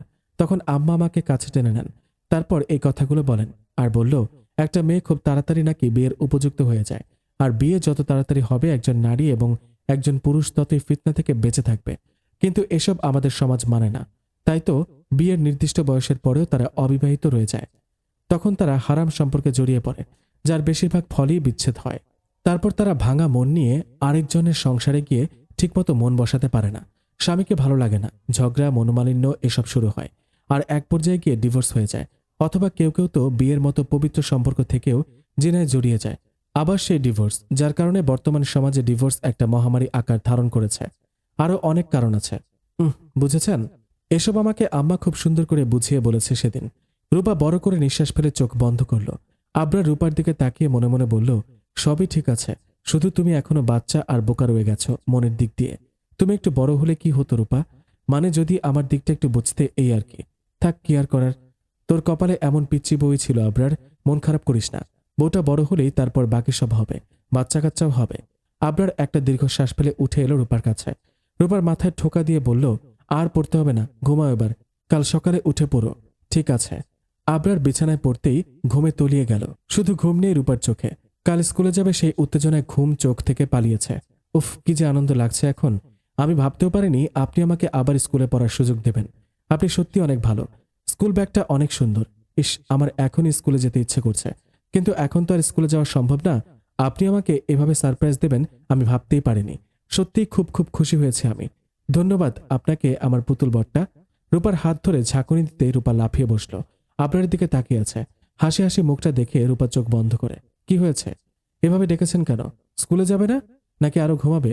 ঘুমালে শুয়ে থাকো, আজ তো বৃহস্পতিবার, একেবারে শনিবার থেকে স্কুলে যাবে। রূপা ঝট করে চোখ খুলে ঘড়ির দিকে তাকালো, কাঁদো কাঁদো হয়ে বলল, আমার নামাজ। ডেকেছে আমি, পানিও মেরেছি, মুখে হাত দিয়ে দেখো এখনো পানি আছে, কিন্তু তুমি উঠলেই না। রূপা মুখে হাত দিয়ে পানি মুছে নিল। আবরারের দিকে ছলছল চোখে তাকিয়ে রইল। কাল রাতে ঘুমাওনি? খুশিতে ঘুমিয়ে আসছিল না, তাই জেগে জেগে স্কুলের কল্পনা করেছে। তারপর কখন যেন ঘুমিয়ে গেছে। আবরার হেসে উঠল। রূপা বলল, হাসুন আপনি, হাসতেই থাকেন। স্কুলে যাবে নাকি বসে বসে ঝগড়া করবে? রূপা লাফিয়ে নামল। স্কুলের কামিজ এবং সালোয়ার নিয়ে দৌড়ে ওয়াশরুমে গেল। 10 মিনিটের মধ্যে বেরিয়ে এলো। আবরার আয়নার সামনে দাঁড়িয়ে টাইম বাজছিল। রূপার দিকে তাকিয়ে বলল, so fast, not bad. Rupa cross belt আর কোমরের বেল্ট নিয়ে ড্রেসিং টেবিলের সামনে এসে আবরারকে সরিয়ে দিয়ে বলল, সরুন সরুন, আমি আগে বেল্ট পরে নি তো, আমি টাই বাঁধবো না? রূপা আয়নার দিকে তাকালো, তারপর বলল, আপনাকে আয়নায় দেখা যাচ্ছে, আমার পেছনে দাঁড়িয়ে টাইটা বেঁধে ফেলুন। আবরার আর কিছু বলল না। রূপা ক্রস বেল্ট সামনে ঠিক করে পেছনে ঠিক করতে পারছে না। আবরার সেটা ঠিক করে দিল। রূপা নিজেই 2 বেনুনি করেছে। ব্যাগ গুছানোর সময় টেবিলে দিস্তা খাতা সেলাই করা দেখে বলল, এগুলো কখন করেছেন? সকালে উঠে। ওহ। রূপা ব্যাগ রেডি করে কাঁধে নিল। বড় ওড়নাটা দিয়ে নিজেকে ভালো মতো পেঁচিয়ে নিয়ে আবরারের দিকে তাকিয়ে বলল, আমি এভাবেই যাব? জুতা কই? আবরার রূপার দিকে তাকিয়ে বলল, ওহ, দ্যাটস রিমাইন্ড মি, জুতার ব্যাগ গাড়িতে ফেলে এসেছি। নিচে চলো, নাস্তা করি আগে, তারপর জুতা পরে নেবে। আচ্ছা। দুইজনে নিচে এলো। আমজাদ দুইজনকে দেখে মুচকে হাসল। শাহেদা বিস্ফোরিত চোখে চেয়ে রইল সেদিকে। রিমিও অবাক হলো। দুইজনে টেবিলে বসতেই মিনু এসে রূপার পাশে দাঁড়ালো। রূপার দিকে তাকিয়ে আস্তে করে বলল, রূপা ফা, আপনারা বহুত সুন্দর লাগতেছে। মাশাআল্লাহ বল। আবরার নাস্তা প্লেটে নিতে নিতে বলল, মাশাআল্লাহ। মিনু হেসে বলল। আমজাদ সাহেব শব্দ করে হেসে উঠলেন। আবরার ভ্রুকুঁচকে তাকিয়ে বলল, হাসছো কেন? না ভাই, কিছু না। তোমাদের দিন তোমরা করো। কি করছি খুলে বলতে হবে? উফ বাবা, ফাজলামি করো না তো। ওলে বাবা, লজ্জা পেয়েছ? আবরার সেদিকে ধ্যান না দিয়ে খাওয়া শুরু করলো। রূপা লজ্জায় মাথা তুলতে পারছে না, মাথা নিচু করে খেয়ে নিচ্ছে। শাহেদা নিজেকে সামলে স্বাভাবিক স্বরে বলল, ওকে স্কুলে ভর্তি করিয়েছিস? হ্যাঁ, মাত্র নবম শ্রেণীর ছাত্রী সে, তাই ভর্তি করিয়ে দিয়েছি। আর তাছাড়া ও বাসায় তো সারাদিন রুমেই পড়ে থাকে। স্কুলের সহপাঠীদের সাথে কথা বললে, পড়াশোনায় থাকলে মন ভালো থাকবে। ও নিজেই তো রুমে পড়ে থাকে, চাইলেই নিচে নামতে পারে, সবার সাথে কথা বলতে পারে। আমি মানা করেছি রুম থেকে বের হতে। কেন? শাহেদা অবাক হয়ে বলল, কারণ আমি চাই না রূপা বাসায় থেকেও কারো দ্বারা হ্যারেস হোক। শাহেদা এবার রেগে গেলেন। রূপার দিকে কড়া চোখে তাকালেন। মাহিমের ওপরও রেগে গেলেন। মাহিমকে সরাতে হবে এখান থেকে, নইলে সব প্ল্যান ভেস্তে যাবে। এমনিতেই এই মেয়ে আশায় অর্ধেক প্ল্যান ভেস্তে গেছে, এখন মাহিমের জন্য পুরোটা ভেস্তে যেতে পারে না। কিছু একটা করতেই হবে। শাহেদা মনে মনে এসব চিন্তা করল। আবরারকে বলল, ও স্কুলে গেলে বাসায় কাজ করবে কে? আমজাদ রেগে গেলেন। ঝাঁঝিয়ে বললেন, রূপাকে কি কাজ করতে এনেছি আমরা, নাকি ওর মা ওকে কাজের জন্য এখানে পাঠিয়েছে? আর আমাদের ঘরের কোন কাজটা পড়ে আছে? সব তো মিনু করছেই। তুমি তো কিছুই করো না, আর তোমার মেয়েকেও করতে দাও না। পালঙ্কের উপর তুলে বসিয়ে রাখো। তোমার যদি আরও কাজের মেয়ে লাগে বলো, আরও নিয়ে আসবো। রূপাকে দিয়ে কোনো কাজ করাতে পারবে না। রূপা নিজে থেকে খুশি হয়ে যেদিন রান্না করতে চাইবে সেদিন ও করবে। তোমরা কেউ ওকে বাধ্য করবে না এসব কাজ করতে, বুঝেছ? শাহেদা আর কিছু বললেন না। মিনুও মনে মনে খুশি হলো। রিমি অবাক হয়ে তার বাবার দিকে একবার, আবার তার মায়ের দিকে একবার তাকালো। এই মেয়ের জন্য এত দরদ দেখে রিমির শরীর জ্বলে যাচ্ছে, তাও কিছু বলল না। খাওয়া দাওয়া শেষে আবরার গাড়ি থেকে জুতা মোজা এনে রূপাকে দিল। আবরার বাবার সাথে দাঁড়িয়ে কথা বলছে। শাহেদা অপমানে রুমে ঢুকে বসে আছে। রিমিও চলে গেল। ইকরা বাসায় নেই, বেশ কয়েকদিন হলো নিজেদের বাসায় চলে গেছে। রূপার জুতা পরা শেষে আবরারের বাবার থেকে দোয়া নিয়ে গাড়িতে উঠল। গাড়ি এসে স্কুলের সামনে থামল। আবরার নিজেই রূপাকে ক্লাস পর্যন্ত দিয়ে আসলো। যাওয়ার সময় বলল, স্কুল ছুটির পর গেটের সামনে দাঁড়াবে, আমি নিতে আসব। রূপা মাথা ঝাঁকিয়ে ভেতরে চলে গেল। রূপা ক্লাসে ঢুকে এদিক সেদিক তাকিয়ে তৃতীয় বেঞ্চে বসল। তৃতীয় বেঞ্চে একটা মেয়ে হেড ডাউন করে বসেছিল। কারো উপস্থিতি টের পেয়ে মেয়েটা মাথা তুলে তাকালো রূপার দিকে। রূপা ভীতু চোখে তাকালো মেয়েটার দিকে। মেয়েটা রূপার দিকে কিছুক্ষণ তাকিয়ে স্বাভাবিকভাবে বলল, নাম কি তোমার? রূপা ব্যাগটা রেখে ধীরে বলল, মিফতাহুল জান্নাত রূপা। তোমার? মেয়েটা হেসে জবাব দিল, তাসবি আলম রুশনি। আমাকে রুশনি বলেই ডেকো। ঠিক আছে। ক্লাস কয়টা থেকে শুরু হবে? আর আধা ঘন্টা পর। ও আচ্ছা। কোথায় থাকো তুমি? আমার বাড়ি তো কুমিল্লা। এখানে কোথায় থাকি আসলে আমি ঠিকানা জানি না। রূপা ভীতু চোখে রুশনির দিকে তাকিয়ে থুতনির কাছে ওড়না খামচে ধরল। রুশনি অবাক হয়ে তাকালো। স্বাভাবিক স্বরে প্রশ্ন করল, তো কার সাথে এসেছ? আমার এই রুশনি, এ কি নিউ এসেছে? পাশ থেকে দুইটা মেয়ে বলে উঠল। রূপা এবং রুশনি দুজনেই সেদিকে তাকালো। রুশনি হালকা মুচকি এসে বলল, আজ ও আমাদের সাথে বসবে, তোরাও বস ওর পাশে। মেয়ে দুইটা কাঁধ থেকে ব্যাগ নামিয়ে টেবিলে রেখে রূপার পাশে বসল। রুশনি ওদের ইশারা করে বলল, ও হচ্ছে রূপা, আজকে নতুন এসেছে। রূপা, ও হচ্ছে সানজিদা, আদর করে ডাকি সানজু। আর ওর পাশের জনের নাম হচ্ছে ঈশিতা, আদর করে ডাকি ইসুমণি। আসসালামু আলাইকুম। রূপা দুজনকে সালাম দিল। দুজনেই সালামের জবাব দিয়ে রূপাকে জড়িয়ে ধরে বলল, you are too much cute, we like you. আজ থেকে আমাদের সাথে বসবে, ঠিক আছে? ঠিক আছে। আরও অনেক কথাবার্তায় ক্লাসের সময় হয়ে গেল। রুশনি রূপাকে বলল, রূপা ওড়নাটা খুলে ফেলো, এটা গার্লস স্কুল, আর আমাদের ক্লাস সব ম্যাডামরাই নেবে, পুরুষ স্যাররা এবার আমাদের ক্লাস পায়নি। রূপা সম্মতি জানিয়ে ওড়নাটা খুলে ভাঁজ করে ব্যাগে ঢুকিয়ে রাখল। ক্লাসে টিচার আসতেই সবাই দাঁড়িয়ে গেল। রুশনি রূপার হাত চেপে ধরে বলল, ম্যাডাম যখন তোর পরিচয় জানতে চাইবে নাম বলবি, ঠিকানা জিজ্ঞেস করলে বলবি আগে গ্রামে থাকতি, এখন চাচাদের বাসায় থাকোস, বুঝলি? রূপা অবাক হয়ে তাকালো রুশনির দিকে। রুশনি একটা হাসি দিল। টিচার যখন রূপার নাম ঠিকানার পরিচয় জানতে চাইল, রূপা রুশনি শিখিয়ে দেওয়াটাই বলল। অবশ্য মিথ্যে বলেনি।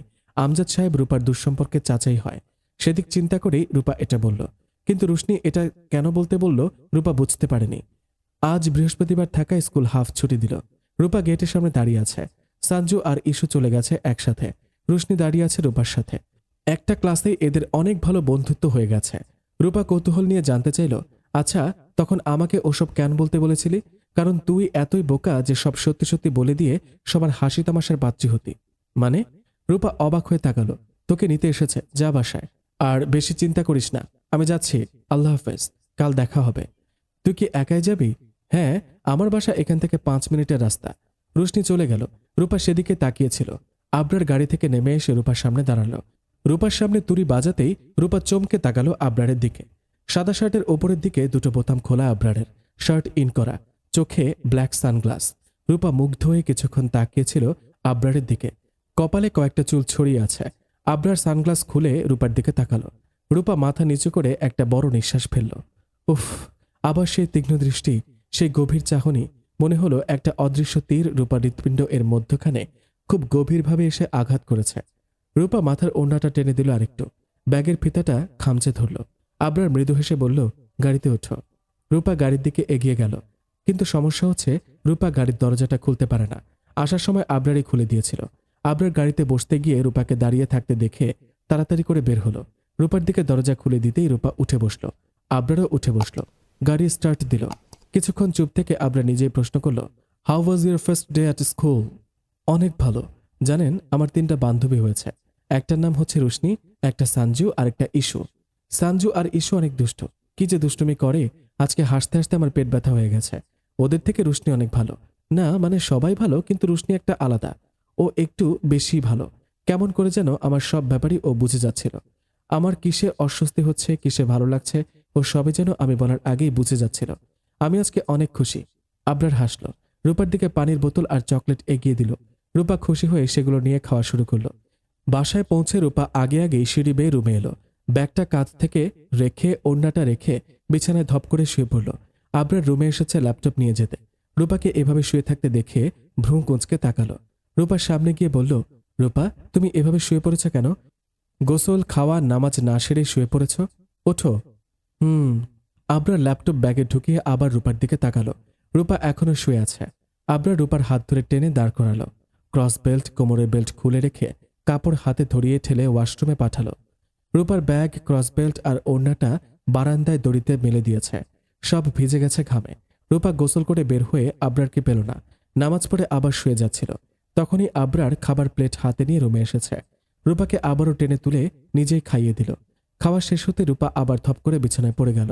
আবরার সেদিকে তাকিয়ে শব্দহীন হেসে বিড়বিড় করে বলল, আমার শিশু বউটা। তারপর আবার অফিসের জন্য চলে গেল। আসরের আজানের সময় রূপার ঘুম ভাঙল। মোড়ামুড়ি দিয়ে উঠে বসল। এদিকে সেদিকে তাকিয়ে ভেজা চুলগুলো খুলে দিল। ওয়াশরুম থেকে উজু করে এসে নামাজে দাঁড়িয়ে গেল। নামাজ শেষ করে রূপা বারান্দায় দোলনায় বসল। ব্যাগটা টেনে নিল কোলে। বই খাতা সব বের করে দেখছে। আজকে যা যা পড়া দিয়েছে সব পড়া পড়তে শুরু করলো। আবরার আজ বেশ দেরি করে বাসায় ফিরেছে। কাল অফ ডে, তাই আজ একটু বেশি কাজ ছিল। রুমে ঢুকে রূপাকে দেখতে পেল না। বারান্দার সামনে যে জানলাটা আছে সেটার পর্দা সরানো। আবরার বারান্দায় উকি দিল। রুমের আবছা আলো দিয়েই রূপা দোলনায় শুয়ে শুয়ে পড়ছে। আবরার হাসল। রূপার সামনে না গিয়ে আগে ফ্রেশ হয়ে বের হয়ে এলো। ঘড়ির দিকে তাকিয়ে দেখল 11টা বাজে। রূপার সামনে গিয়ে দাঁড়ালো। রূপা আবরারকে দেখে একটা হাসি দিয়ে সোজা হয়ে বসল।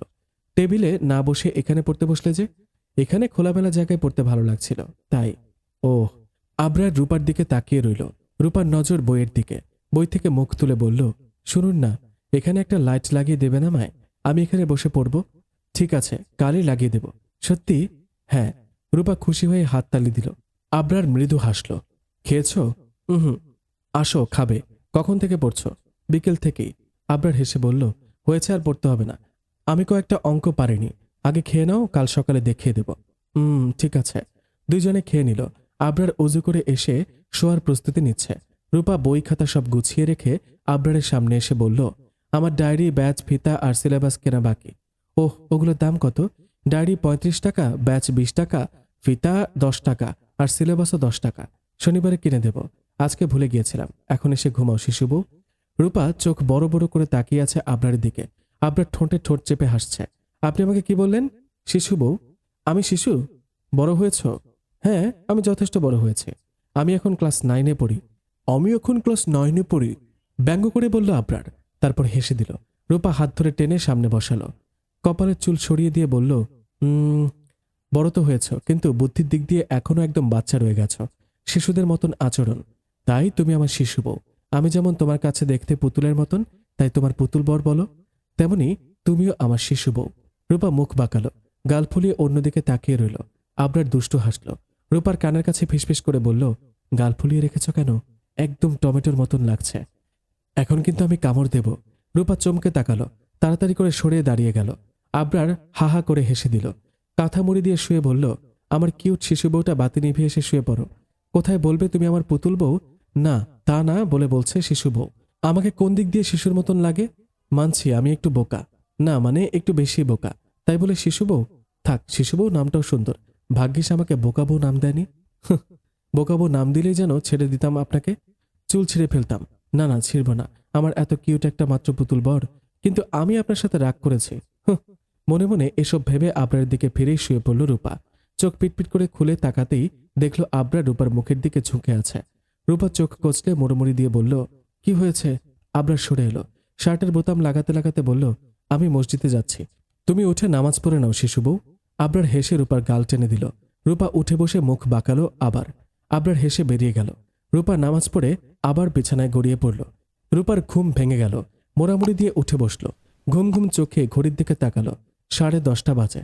এতক্ষণ ঘুমিয়েছে সে, একটু অবাক হলো। ঘুম হয়েছে? পুরুষালী আওয়াজে রূপার চোখ থেকে ঘুম উবে গেল। সোফায় নজর রাখল। আবরার খালি গায়ে ট্রাউজার পরে বসে বসে ল্যাপটপ চালাচ্ছে। রূপা দুই গালে হাত রেখে বলল, আপনি এখনো বাসায় কেন? অফিসে যাননি? আজকে ফ্রাইডে, ভুলে গেছ? তার মানে আজকে আপনি সারাদিন বাসায় থাকবেন? হ্যাঁ, কোনো সমস্যা আছে? আমার অঙ্ক। আপনার ডিব্বাটা বন্ধ করেন। আবরার হেসে দিল। ল্যাপটপে নজর রেখে বলল, ওরে আমার শিশু বউটা, এটা ডিব্বা না, এটা ল্যাপটপ। ওই একই ডিব্বাই। দাঁত ব্রাশ করে আসো, যাও। এখনো নাস্তা খাওনি তুমি? রূপা ঢুলে ঢুলে ওয়াশরুমে গেল। কিছুক্ষণ পর ওয়াশরুম থেকে বেরিয়ে এলো। ভেজা মুখ মুছে ওড়নাটা দিয়ে ভালোভাবে ঘোমটা দিল। আবরারের সামনে দাঁড়িয়ে বলল, আমি নাস্তা আনতে নিচে যাচ্ছি। নাস্তা টেবিলের ওপর, নিচে যেতে হবে না। রূপা কাঁদো কাঁদো মুখ করে আবরারের দিকে তাকিয়ে টেবিলের দিকে হেঁটে গেল। এরকম সারাক্ষণ বন্দী হয়ে থাকতে ভালো লাগে না রূপার। নাস্তা খেয়ে অঙ্ক বই খাতা আর ক্যালকুলেটর নিয়ে আবরারের সামনে এসে হাজির হলো রূপা। গাল ফুলিয়ে বলল, আমার অঙ্ক। বসো। আপনি আমার অঙ্ক পারবেন করে দিতে? না পারলে সমস্যা নেই, লজ্জা পেতে হবে না। আবরার ল্যাপটপ থেকে মুখ তুলে রূপার দিকে বেকুবের মতো তাকালো। এই মেয়েটা কি বললো তাকে? অঙ্ক পারবে কিনা? মেয়েটা তো জানে না তার পুতুল বর ইঞ্জিনিয়ার। আবরার ল্যাপটপ বন্ধ করে খুব সিরিয়াস হয়ে রূপার অঙ্ক নিয়ে বসলো। রূপাকে 3-4টা অঙ্ক 10 মিনিটে করে দিল। রূপা চোখ বড় বড় করে একবার খাতার দিকে, আবার আবরারের দিকে তাকাচ্ছে। আবরার ভ্রু নাচালো। রূপা তৎক্ষণাৎ ভ্যাঁ করে কেঁদে দিল। আবরার ভ্যাবাচাকা খেল, ফ্যালফ্যাল করে তাকিয়ে রইল রূপার দিকে। রূপা কেঁদেই যাচ্ছে। আবরার রূপার থুতনি ধরে বলল, এই মেয়ে, তুমি কাঁদছো কেন? আমি আপনাকে আন্ডার এস্টিমেট করেছি। আমি ভেবেছি আমি আসলে অনেক বড় একটা গর্ধব। প্লিজ আমাকে মাফ করে দেন আমার এমন ফাউল চিন্তাভাবনার জন্য। মুখ নামিয়ে আস্তে আস্তে বলল কথাগুলো। আবরার শব্দহীন হাসল। কিছু না বলেই চেয়ে রইল রূপার মায়াবী চেহারার দিকে। নাকের ডগা লাল হয়ে গেছে কান্নার কারণে। কয়েকটা ছোট চুল এসে মুখের ওপর পড়ছে। মুখ নামিয়ে রেখেছে লজ্জায়। আবরার আবার হাসল শব্দ ছাড়াই।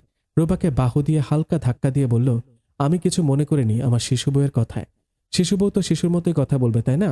যাই হোক, আসো তোমায় অঙ্ক বুঝিয়ে দিই, তারপর দেখবে তুমি সব নিজে নিজে পারবে। আচ্ছা। আবরার রূপাকে অঙ্ক বুঝিয়ে দিয়ে আবার ল্যাপটপে মন দিল। রূপা নিজে নিজে পুরো চ্যাপ্টারের সব অঙ্ক করে ফেলল। আবরারের কাঁধে চিমটি দিল। আবরার ভ্রু কুঁচকে তাকালো। রূপা 32 পাটি দাঁত বের করে হেসে খাতাটা আবরারের দিকে বাড়িয়ে দিয়ে বলল, আমার কোনো অঙ্ক ভুল হয়েছে নাকি দেখেন তো। আবরার খাতা নিয়ে অঙ্কগুলো চেক করলো। সব অঙ্ক পারফেক্টলি হয়েছে। আবরার রূপার দিকে তাকালো। মেয়েটার বয়স কম হলেও অসম্ভব ব্রিলিয়ান্ট। খাতাটা রূপাকে দিয়ে বলল, হয়েছে সব, বই দাও, তোমাকে কিছু হোমওয়ার্ক দিই আমি। রূপা বইটা বাড়িয়ে দিল। আবরার বেশ কয়েকটা হোমওয়ার্ক দিল। ঘড়ির দিকে তাকিয়ে দেখল 11:30। আবরার উঠে ওয়াশরুমে চলে গেল। রূপা জীববিজ্ঞান বইটা বের করে পড়তে শুরু করে। গোসল করে আবরার বের হয়ে একটা সাদা পাঞ্জাবি গায়ে দিল। সাদা পাজামা পরেছে। পাঞ্জাবির ওপর সব রঙের মিশ্রণের একটি কোটি পরেছে। মাথায় সাদা টুপি। রূপা পড়তে পড়তে মুখ তুলে তাকালো আবরারের দিকে। সেখানে চোখ আটকে গেল। আবরার গায়ে আতর মাখছে আয়নার সামনে দাঁড়িয়ে। রূপার কাছে আবরারকে আজকেই প্রথম একদম জীবন্ত চলাফেরা করতে পারা পুতুল বরের মতো লাগছে। রূপা মুগ্ধ হয়ে তাকিয়ে রইল সেদিকে। আবরার কাভার থেকে নিজের পুরাতন শার্ট, প্যান্ট এবং একটা সাদা পাঞ্জাবি বের করে খাটের উপর রাখল। রূপা জিজ্ঞেস করল, এগুলো কি করবেন? আমাদের গলির বাইরে 2টা অনাথ ছেলে আছে, এগুলো ওদের দিয়ে দেব। বেশি পুরাতন হয়নি, 2-3 দিন পরে রেখেছি, যাতে ওরা বেশ কিছুদিন ব্যবহার করতে পারে। রূপা পাঞ্জাবিটার দিকে তাকিয়ে রইল কিছুক্ষণ। বই রেখে উঠে গিয়ে পাঞ্জাবিটা হাতে নিয়ে বলল, এটা আমি নিই। আবরার হেসে বলল, পাঞ্জাবি দিয়ে তুমি কি করবে রূপা? তোমাকে নতুন ড্রেস কিনে দেবো আমি। না, আমার এটাই লাগবে, প্লিজ এটা আমি নিই। বোকা বোকা চেহারা করে তাকিয়ে রইল আবরারের দিকে। আবরার রূপার দিকে তাকিয়ে আর কিছু বলতে পারল না, দিয়ে দিল পাঞ্জাবিটা রূপাকে। আবরার বুঝতে পারছে না রূপা করবেই বা কি পাঞ্জাবি দিয়ে, তাও কিছু বলল না। রূপা পাঞ্জাবিটাকে ড্রেসিং টেবিলের ড্রয়ারে রাখলো ভাঁজ করে। তারপর কিছু একটা চিন্তা করলো। আবরারের দিকে আরেকবার তাকালো। সাদা পাজামাটা টাকনোর উপরে। আবরার রূপাকে খেয়াল করেছে। মেয়েটার মাথায় কিছু চলছে, যাই হোক সেটা দেখা যাবে পরে। আবরার সবকিছু নিয়ে বেরিয়ে গেল রুম থেকে। রূপা গোসল করে নিল। চুপি চুপি নিচে গিয়ে মিনুর কাছ থেকে 3-4 রঙের সুতা এবং সুই নিয়ে আসলো। রুমে এসে নামাজ পড়ে নিল। অপেক্ষা করছে আবরারের ফিরে আসার। আসলেই একসাথে খেয়ে নিবে। বিকেল হতেই আবরার ল্যাপটপ রাখলো। কেমন যেন বোরিং লাগছে সারাদিন বাসায় বসে থাকতে থাকতে। পুরো রুমে চোখ বুলালো আবরার। রূপা নেই রুমে, উঠে গেল বারান্দায়। রূপা গ্রিলের সাথে মাথা ঠেকিয়ে নিচে বাগানের দিকে তাকিয়ে আছে। আবরারের খারাপ লাগলো। আজ একদিন বাসায় থেকে কেমন দম বন্ধ লাগছে। আর মেয়েটা সারাদিন রুমে বসে থাকে, নিচেও যেতে পারে না, আর আবরার নিজেও কোথাও নিয়ে যায় না। আবরারের বুকটা ভার হয়ে এলো রূপার এমন নির্লিপ্ততা দেখে। ধীর পায়ে হেঁটে গিয়ে রূপার পাশে দাঁড়ালো। রূপা এক ধ্যানে বাগানের পাখিগুলোর দিকে তাকিয়ে আছে। গাছের ডালে কয়েকটা পাখি বসে আছে, সেগুলোই দেখছে। আবরার হালকা কাশি দিল। রূপা চমকে তাকালো আবরারের দিকে, তাকিয়ে একটা হাসি দিল। আবরারের আরো খারাপ লাগলো। রূপার হাত ধরে টেনে রুমে আনলো। একটা টি শার্ট গায়ে দিয়ে বলল, চলো বাগান থেকে হেঁটে আসি। রূপা খুশিতে লাফিয়ে ওঠে। আবরারের বাহু ধরে বলল, সত্যি? হ্যাঁ, আমার অনেকদিন ধরেই ইচ্ছে করছিল বাগানে যাওয়ার, কিন্তু সাহস করে যেতে পারিনি। আপনি যদি বকেন বা মাহিম ভাইয়া যদি, তাই যায়নি। আচ্ছা চলুন চলুন। রূপা নিজে আগে লাফিয়ে লাফিয়ে নেমে এলো। আবরার হাসছে রূপার চঞ্চলতা দেখে। নিচে নামতেই মিনুকে দেখল। রূপা দৌড়ে মিনুর কাছে গিয়ে বলল, মিনু আপু, আমরা বাগানে যাচ্ছি, তুমিও চলো। মিনু হেসে রূপার সাথে হাঁটা ধরল। তিনজনে বাগানে এসে দাঁড়ালো। তিনজন বলে ভুল হবে, দুইজন দাঁড়িয়ে আছে। রূপা রীতিমতো লাফালাফি করছে। এই ফুল থেকে ওই ফুলে লাফিয়ে লাফিয়ে বেড়াচ্ছে আর দেখছে। আবরারের কাছে এই মুহূর্তে রূপাকে মৌমাছি মনে হচ্ছে, যে এক ফুল থেকে অন্য ফুলে লাফিয়ে লাফিয়ে বেড়ায় আর মধু সংগ্রহ করে। আবরার এক ধ্যানে তাকিয়ে আছে রূপার দিকে। একটা টুলে বসে আছে আবরার। রূপা মিনুর সাথে কথা বলছে, হাসছে আর এদিক সেদিক দৌড়াদৌড়ি করছে। কিছুক্ষণ পর দৌড়ে আবরারের কাছে এসে দাঁড়ালো। হাঁপাচ্ছে রূপা। আবরার রূপার দিকে তাকিয়ে বলল, ক্লান্ত হয়ে গেছ? রূপা সে কথা জবাব না দিয়ে আবরারের হাত ধরে টেনে দাঁড় করালো। টানতে টানতে একটা গাছের নিচে দাঁড় করিয়ে দিয়ে বলল, শুনুন না, এখানে একটা কাঠের তক্তা বেঁধে একটা দোলনা বানিয়ে দেন। বাগানের 100 ফুলের মধ্যখানে আমি দোলনায় দোল খাবো, প্লিজ প্লিজ প্লিজ। রূপা আবরারের হাত ধরেই কাকুতি মিনতি করছে। আবরার গলে গেল। মিনুকে বলল, শক্ত দড়ি আর একটা বড় কাঠের পিঁড়ি নিয়ে আয় তো মিনু। যে আচ্ছা ভাইজান। মিনু খুশি হয়ে দৌড়ে গেল। রূপা খুশিতে আত্মহারা। আবরারের হাত ধরে লাফিয়ে ওঠে। একটু দূরে গিয়ে কয়েকবার ঘুরল। তারপর কাঠগোলাপ ফুল গাছের দিকে গেল। একটু ঝুঁকে লম্বা করে শ্বাস টেনে ঘ্রাণ নিল। লাফালাফির কারণে রূপার খোপা খুলে লম্বা ঘন কালো চুল পিঠে ছড়িয়ে গেছে। ঘোমটা তো কবেই পড়ে গেছে। আবরার মোবাইলে ক্যামেরা বন্দি করে নিল এই মুহূর্তটা। মোবাইল পকেটে রেখে এগিয়ে এলো রূপার দিকে। রূপা আবরারের দিকে তাকিয়ে বলল, আমার কাঠগোলাপ ফুল অনেক ভালো লাগে, কি সুন্দর ঘ্রাণ দেখেন। রূপা আবারও লম্বা শ্বাস টেনে ঘ্রাণ শুকল। আবরার একটা ফুল ছিঁড়ে রূপার কানের পাশে গেঁথে দিল। মাথার পেছন থেকে একটা চিকন ক্লিপ নিয়ে ফুলটা ভালো করে লাগিয়ে দিল। রূপা খিলখিল করে হেসে ওঠে। হাসির শব্দে তোলপাড় হয় আবরারের বুকের ভেতর। গল্পটি ভালো লেগে থাকলে অবশ্যই একটা লাইক দিবেন এবং শেয়ার করে দিবেন আপনার পরিচিত জনের কাছে, এবং অবশ্যই এই চ্যানেলটিকে সাবস্ক্রাইব করতে ভুলবেন না।